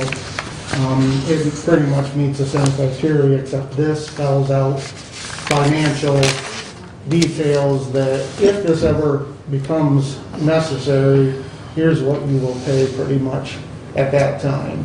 Now, obviously, this is an option. They'll have options before they would ever have to use the designated assessor. So this just gives them an idea of, hey, we don't want to pay this amount, because I'm guessing most units are paying less than what this proposal is. But in all honesty, Nick, if you get to the point where you gotta use this person, Isn't it just pretty much an indication of incompetence, followed by apathy, followed by who gives a rat's hind end? I mean, I will agree. you gotta really work at having I this will person agree, quite frankly. be I assigned to you, cannot, right? I cannot sugarcoat that any, so. Yeah, I mean, it's three years that you gotta screw up before you're finally gonna get this person. And if you've done that much, gosh darn, you deserve to have somebody come in from the And outside. the good thing about Hillsdale County is we've been through this review process through the State Tax Commission 2 times already. We'll have a third iteration probably in about 3 years. So yeah, at this point, many of the glaring have been identified and Okay. corrected hopefully. And none of our townships have ever been delinquent in what they do or bad in what they do or the cities. I wouldn't say delinquent. I've heard stories before I got here that, But when you bring things to their attention, they get it corrected. I hope so, yes. Yeah, so, Or I think so. He has had no problem with District 5, so. I don't think it'll ever get used, but we gotta do it, so. Well, I Okay. think that's the key point. The odds of it getting used are probably remote. Right.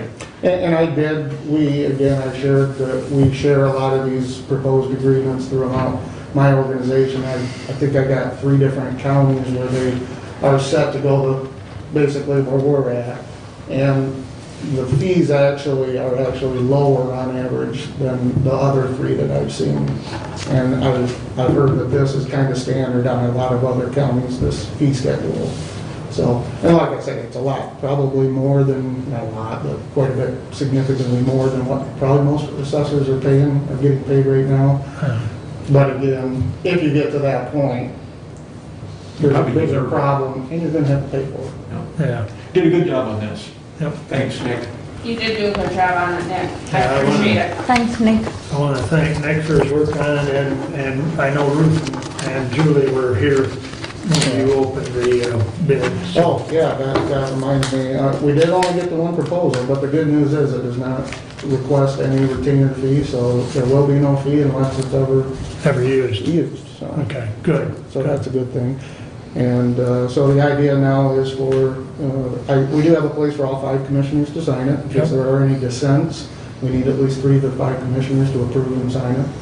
And then again, a majority of the 22 units, so we'll need at least 12 of the 22 units. Okay. And the reason I picked December 4th was I think that gives us a good week, or not a week, but a few days to get it in time for the December 15th agenda of the State Tax Commission. Okay. Any further comments or questions, discussion? All those in favor signify by saying aye. Aye. Opposed? It passes. We just, please everybody make sure you sign before you leave today, because there is a place for all of us to sign this document. And I have 2 copies I want you guys to sign, so I have one and then Nick has the rest of it. Okay? So we'll take care of it. We can pass that one around now. Thanks, Nick. Thank you, Thank Dan. you, Nick. Did you have anything else, Julie? No, that concludes my report. Thank you. Thank you. Okay, we'll continue, seeing how we're running a little late today, so I'll jump right into 20-96.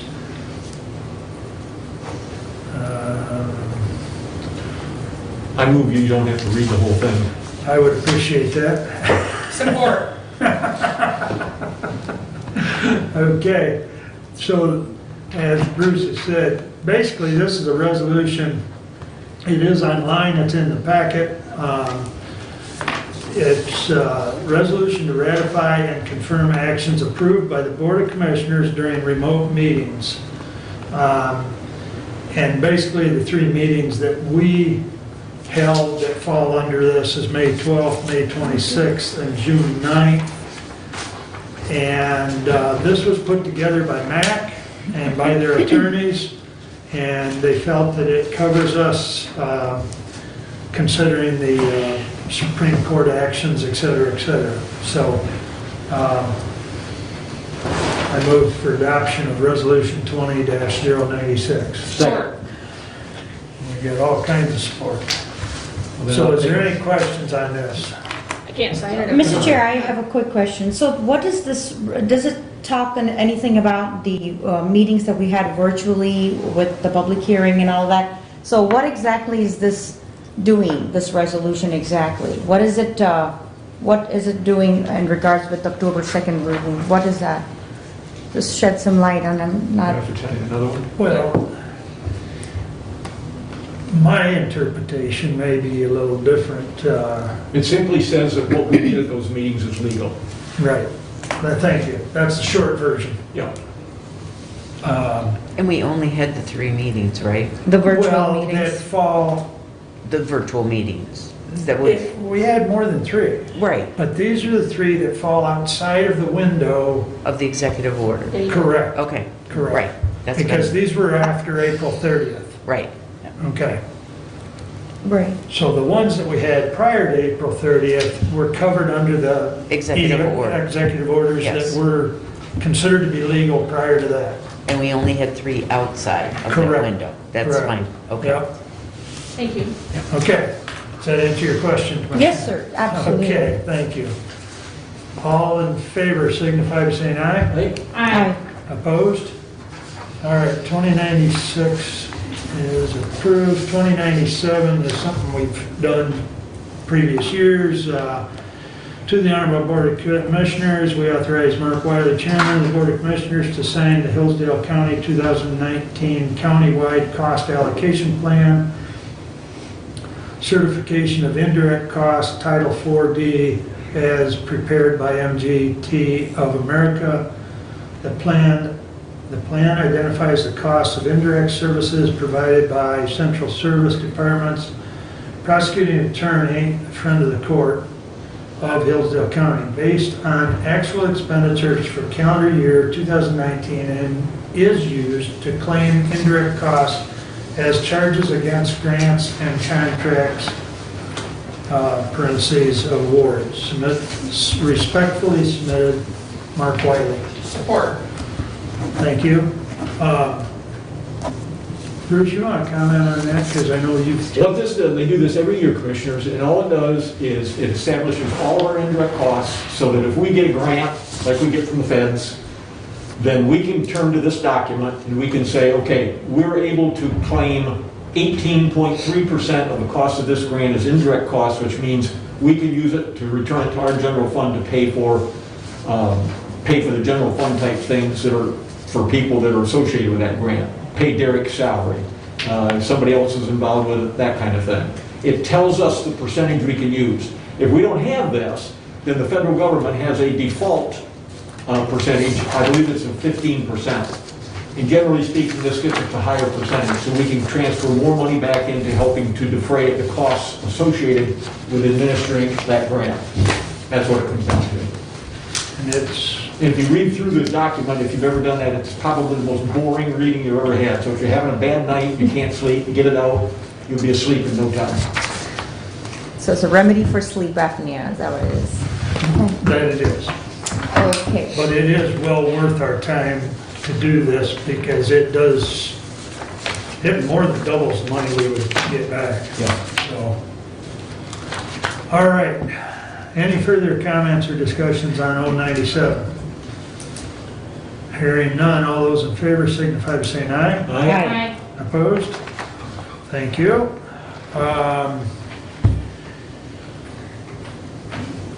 Excuse me. The COVID-19 numbers, Rebecca's report I sent out either last night or this morning, the most current one I alluded to earlier. We had 2 new deaths in Hillsdale County.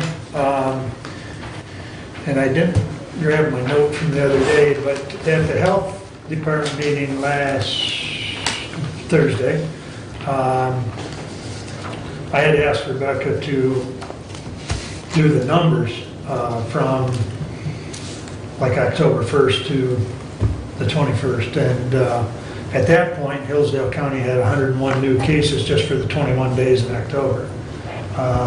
From the last couple reports, you'll see that we're up to about 125 or thereabouts new cases in Hillsdale County just in the month of October. So I have asked Rebecca if that constitutes a spike, and she feels it does, and consequently, district court has suspended all jury trials for the month of November.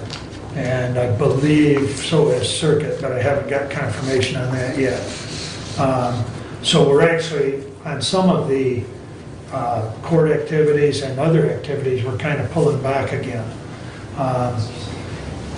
We'll just have to monitor the numbers and see how bad it gets. I mean, it's day by day at this point, but So until we get a vaccine, yeah. there's nothing we can really do, I mean, other than the social distancing and the masks and all that. Wash your hands. And all that. Yeah. There's nothing we can do to really do anything about it. Best practices, you know, and follow the guidelines the best we can. I know in talking to Rebecca, and even on the news, if you're a fan of the news, but Which news? yeah, well, I tend to stay with Channel 6 or Channel 10, but even so,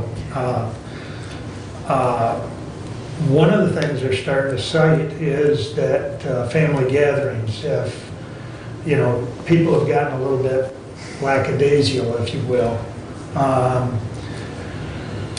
I mean, you can still have a family gathering, just don't be doing a lot of hugging and handshaking and be in close contact, you know, socially distanced. So I think you just got to be smart about it.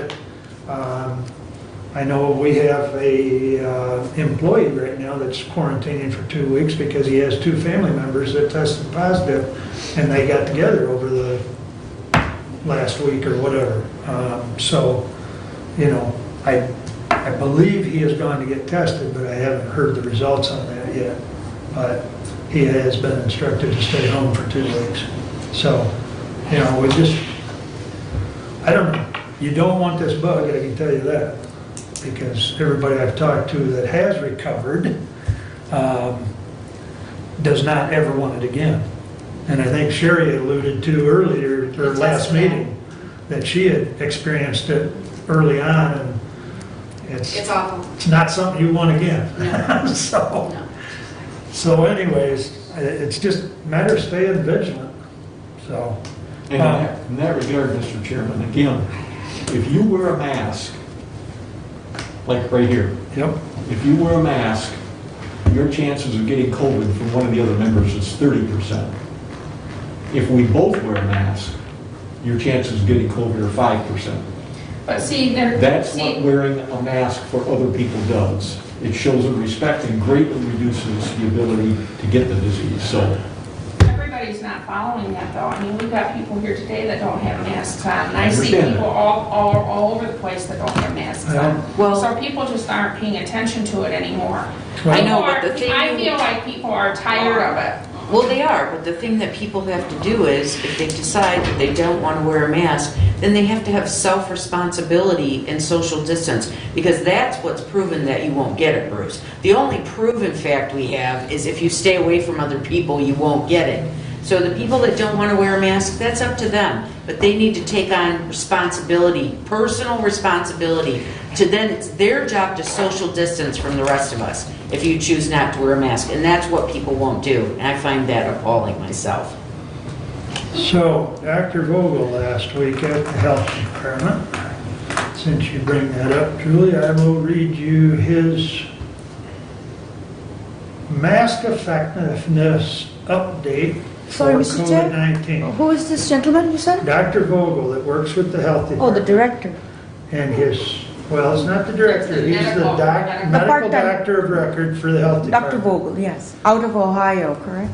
And his, no, he's not out of Ohio, he's out of Branch County. Oh, he lives in Ohio, is it? I don't believe so. Bruce, do you know where Dr. Vogel lives? Yes. I believe he lives right in Branch County, doesn't he? No, I think he lives up by Kalamazoo. Okay, Kalamazoo then.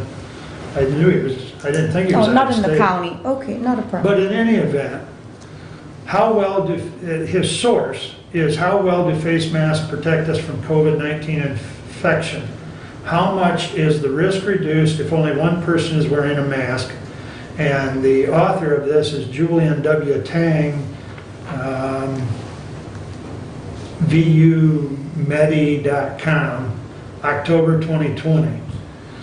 So his report goes on, wearing a mask is protective and can reduce exposure from incoming aerosols by 50 to 75%. Surgical mask protection, 80 to 85%. Wearing a mask, when wearing a mask correctly, covering the nose and the mouth, reduces the dissemination of droplets and aerosols from an infected wearer by 67 to 75%. The benefit of everyone wearing a cloth mask correctly and having exposure to an infected but not asymptomatic individual is an additive protection of approximately 96%. It goes on to say that, persons unable to wear a mask, face shields are an alternative, offering some protection to the wearer. An effective face shield must be closed at the top and cover the face to the ears and to below the chin. So, but I can forward that to you all in a moment. But Dr. Vogel was pretty adamant about the use of masks at our meeting last week. Anyways,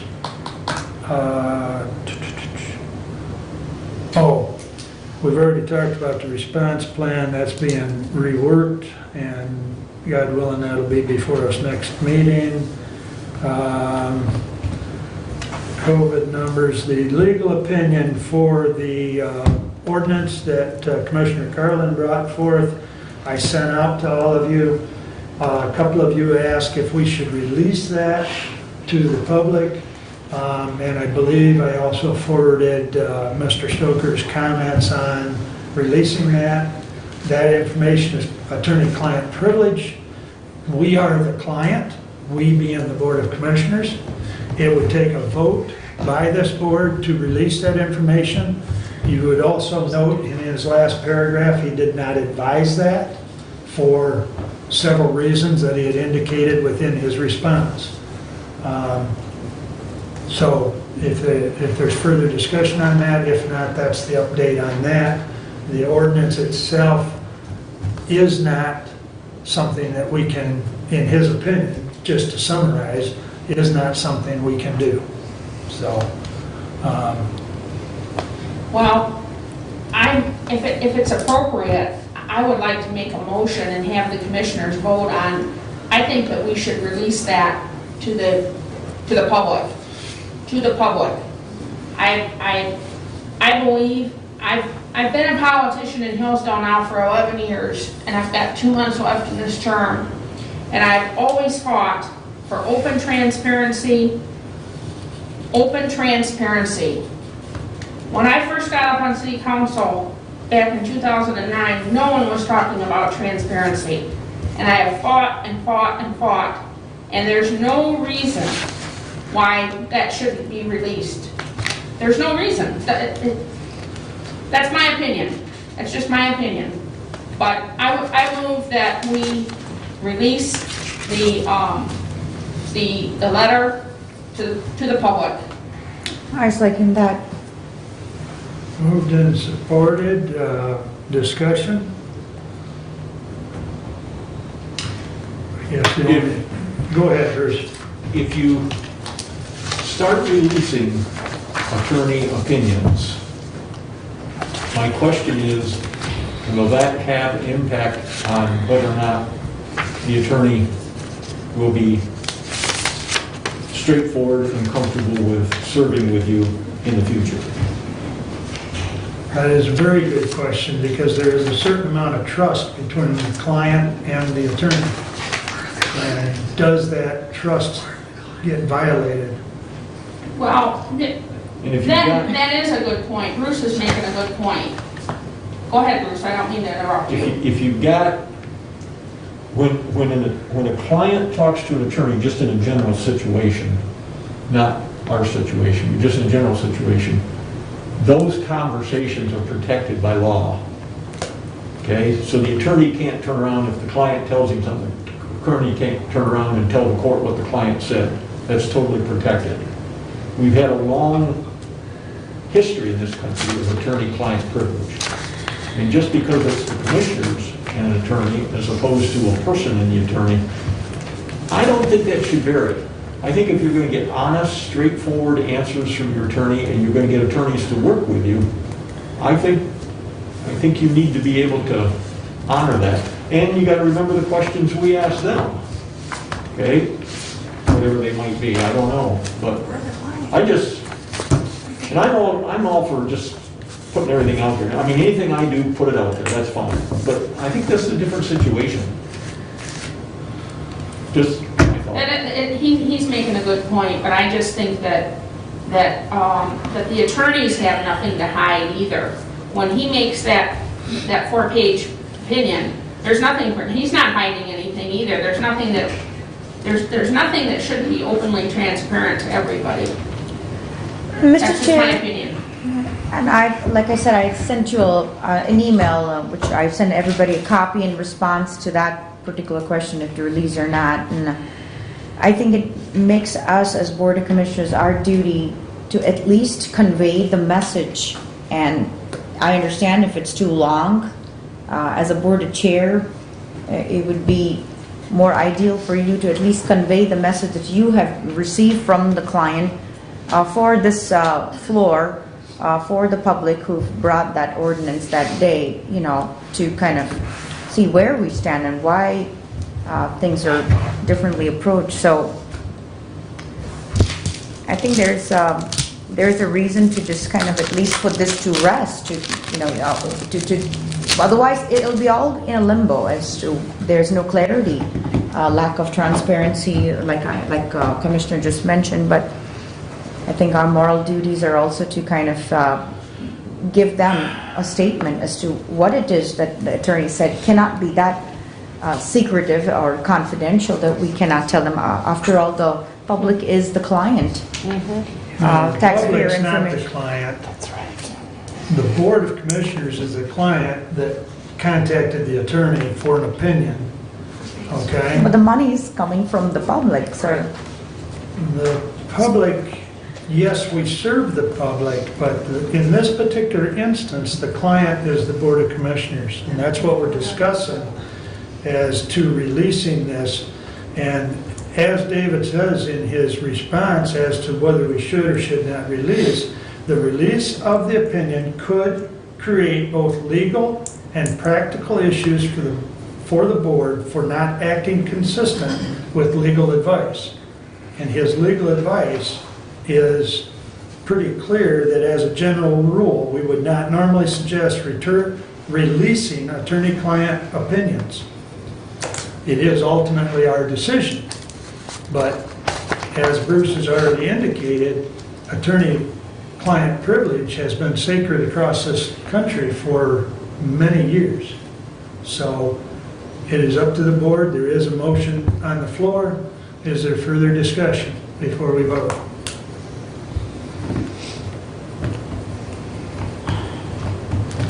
All those in favor of releasing Can it? we do a roll call? Is that okay? That'll be fine. If you so desire, we can do that. Commissioner Caswell. no. Commissioner Carolyn. Yes. Commissioner Brown. Yes. Commissioner Gaines. Yes. Commissioner Wiley. No. You guys are gonna Passes 3-2.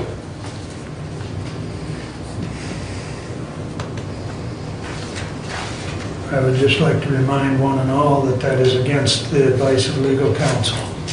So, let's see, before we get to additional business, that brings us up to public comment. Anyone wish to address the board at this time? Brad? Thank you, Mr. Chairman. I'll preface my remarks with that I am not an attorney, and I certainly would not impinge anything on the members of the judiciary that were here today. I well respect their opinions. However, I will speak today as a person who has been involved in firearms rights in Michigan. I am a recognized subject matter expert, regularly consulted by members of the legislature as well as staffers on the issue of firearms law in Michigan. I'd like to read to you today Public Act 319 of 1990. It's an ordinance or an act to regulate firearms in Michigan. A local unit of government shall not impose a special taxation on, enact, or enforce any ordinance or regulation pertaining to or regulate in any other manner the ownership, registration, purchase, sale, transfer, transportation, or possession of pistols, other firearms, or pneumatic guns, ammunition, pistols, or other firearms, or components of pistols or other firearms, except as otherwise provided by federal law or a law of this state. And I will add to that, that is what the actual body of the law says. I will add to that, we talk often about legislating from the bench. Courts and judges do not make law. The legislature does. And you also are a legislative body. However, you are prohibited by state law with certain exceptions. I will continue to read. This act does not permit or does not prohibit a local unit of government from doing any of the following: prohibiting or regulating conduct with a pistol, other firearm, or pneumatic gun that is a criminal offense in Michigan. So you can basically echo what state law says, what the legislature has done. Prohibiting or regulating the transportation, carrying, or possession of pistols or other firearms or pneumatic guns by employees of that local unit of government in the course of their employment with the local unit of government. Regulating the possession of pneumatic guns within the local unit of government by requiring that an individual below the age of 16 who is in the possession of a pneumatic gun be under the supervision of a parent, a guardian, or an individual 18 years of age or older, except that an ordinance shall not regulate possession of a pneumatic gun on or within private property if the individual below the age of 16 is authorized by a parent or guardian and the property owner is or legal possessor to possess the pneumatic gun. So basically, what the legislature said, they have seized the field. And this is very well settled case law. It was originally challenged in the Michigan Citizens for Responsible Gun Ownership, MCRGO, v. the city of Ferndale. And the state Supreme Court said only the legislature, not a local unit of government. There is an additional piece of case law, Michigan Open Carry versus Capital Area District Library, which the district library in Lansing attempted to possess the open carrying of firearms in the libraries in Lansing. Again, the courts found that the legislature, and only the legislature, possessed the right to regulate it. So in view of that, in your deliberations, it is well settled case law that you have no authority whatsoever to regulate firearms in any building or any piece of property that you own. However, the courts have a unique ability to regulate the courtrooms. I will also refer you to our county employee firearms policy, which I was the author of, and that was passed in 2014 before I left the Board of Commissioners. We well discussed, when I say we, Chief Judge Smith, at that time he was Chief Judge, he no longer is, about employees. And we said at that time, as part of that agreement, because you have a separate employee manual for the courts, because those employees work for the judges, and you have a separate employee manual for the county employees. And we said that this covers the employees that work for you guys, the commissioners, and the other electeds. Does not affect the employees that work for the courts. They can make whatever policy they want. We also said the sheriff in their unique position, because they have not only sworn officers, but they also have corrections officers and they have clerical employees. And we said the sheriff can regulate that. But that is in regards to your policy with employees.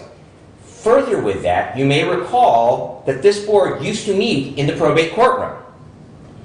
And the discussion with Judge Smith was, when it is in use as a courtroom, whether it's the district court or the circuit court, the big courtroom, because we occasionally had some meetings over there because we had large members of the public, and so we used that room, or at that time, the combination probate courtroom and the Board of Commissioners room, wasn't a court in session in there, it was just another room. Now, I fully understand, and again, I respect Judge Bianchi, I respect Judge Lisney. However, what we've had a change in administration with the courts, and therefore perhaps a change in perception and interpretation. That is one of the problems. However, we still have the underlying law, and that is the legislature, and only the legislature, can regulate what buildings. And Commissioner Caswell, I know that you were not in the legislature at the time that the Firearms Preemption Act was passed. However, when the legislature took up the subject of shall issue concealed carry, Public Act 381, back in 2000, they specifically left courthouses because it wasn't their purview. It was the judges as far as the courtrooms go. They also left public buildings off of it. So basically what they said is at the local level, whether you like guns or not, you don't get the authority to do that. Only the legislature has the authority to do that. So in conclusion, I would just like to say to you, as you continue to deliberate this issue and negotiate with the judiciary, because they do have a certain degree of authority over the offices and their courtrooms of the courts. I would suggest to you, again, I'm not an attorney, but I would suggest for you to look at the body of the law and that you are actually unable to prohibit firearms anywhere. Thank you. Thank you, Brad. Anyone else wish to address the board?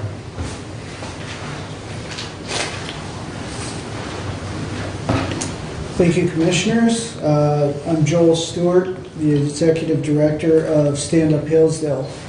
The reason why we introduced the proposal that we did was for the basis of personal freedom.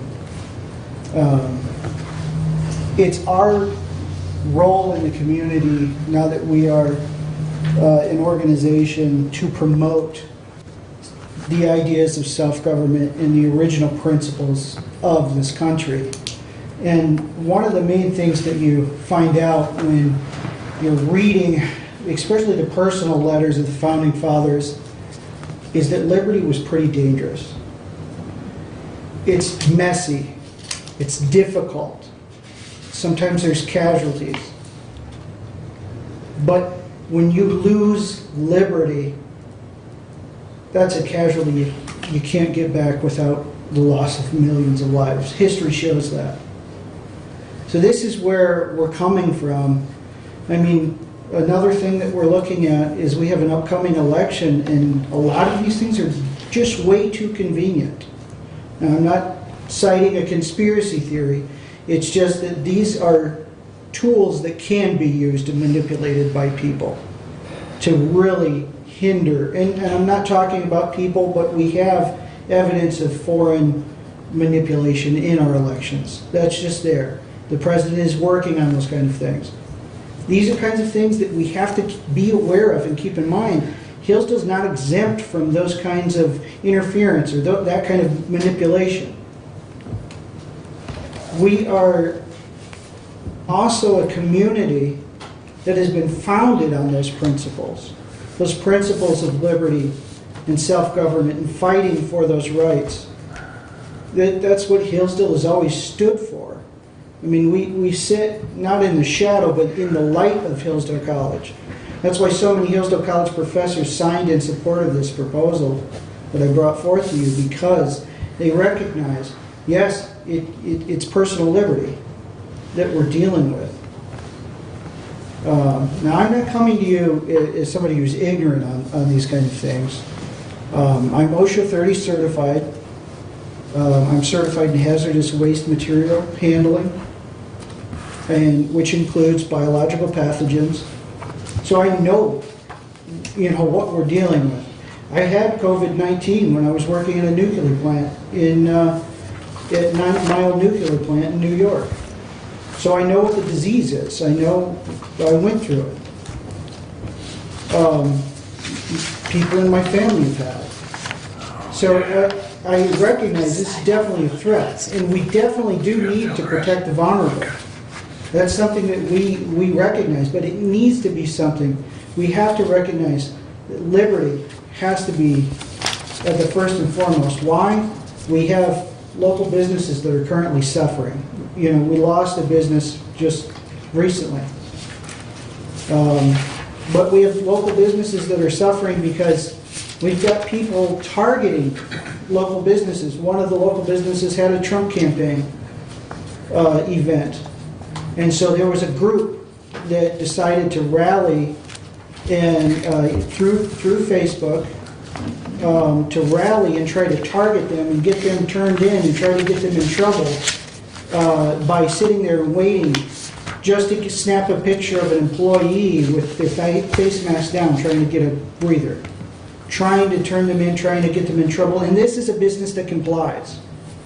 This is not a business that refuses to wear masks. This is a business who complies, but just because they had a Trump campaign rally there. This is the kind of thing that we're dealing with. It's pitting citizens against citizens when liberty isn't our focus. Okay? Liberty should be our focus. Now, education, great. Educate people. Talk to them. I love the educational role that the health department plays and everything. Education is great. Teach people what to do. Social distance. That kind of thing. Put out information on the virus. I'm all for that. But personal liberty and our constitutional rights have to be at the forefront because that's what you guys have taken an oath to. That's the main reason too. The reason why I brought this to the commissioners is because you are the legislative body. You know, that's where laws are made, or ordinances are made for this county. And these businesses are scared. They're not scared about the virus. They can figure it out. They're smart people. They've handled pathogens before. They're in the restaurant business. They're not stupid people. What they're scared of is losing their businesses, losing those jobs of their employees. And I talked with the one recent business that's going out, and I talked with the lady who works there. She was frantic.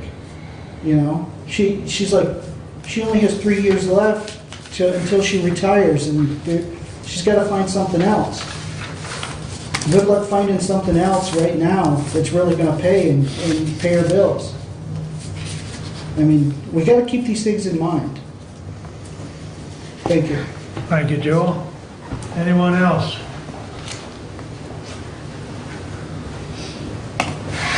And Joel, while I'm thinking about it, I thought I had your email. I was going to send that to you since the board chose to release I that. got it right here. Stand up, Hillsdale. Here it is, right here. Here, what is? Here's a copy of it. Oh, Here okay. you go, Joel. Hand him a copy of it. Here you go. If anyone else wants a copy of it, just email me and I'll forward it to them. Okay. So, Thank you. 7, okay.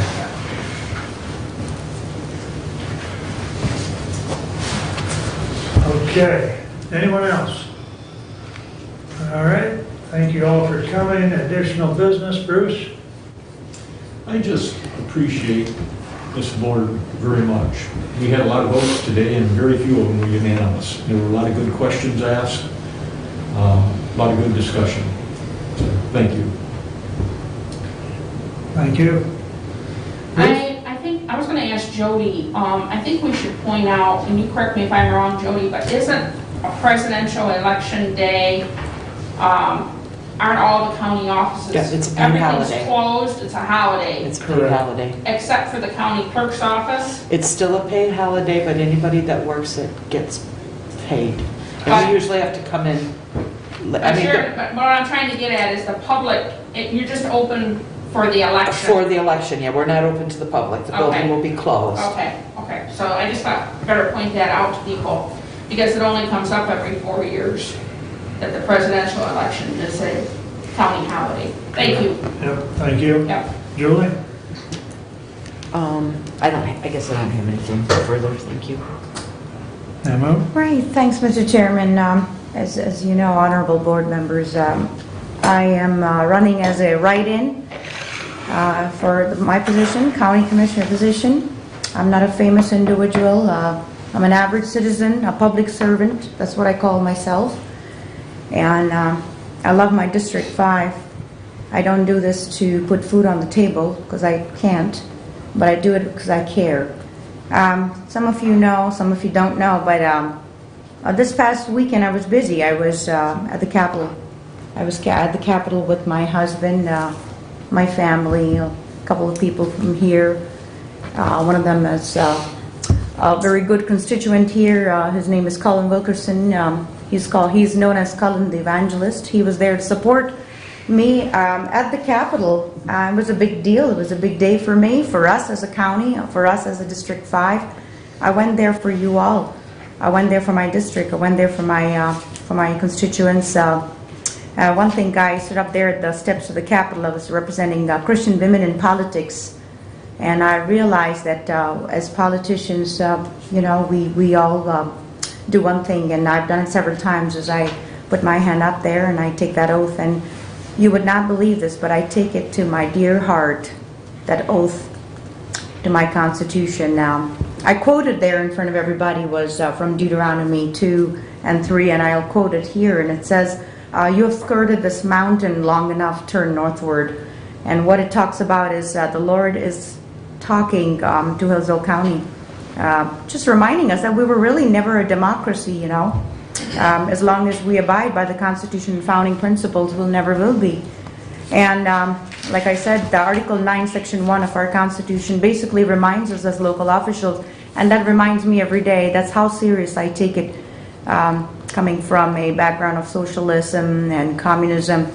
I take this country with pride, and I never want to see our state of Michigan, let alone Hillsdale County, a state of fascism.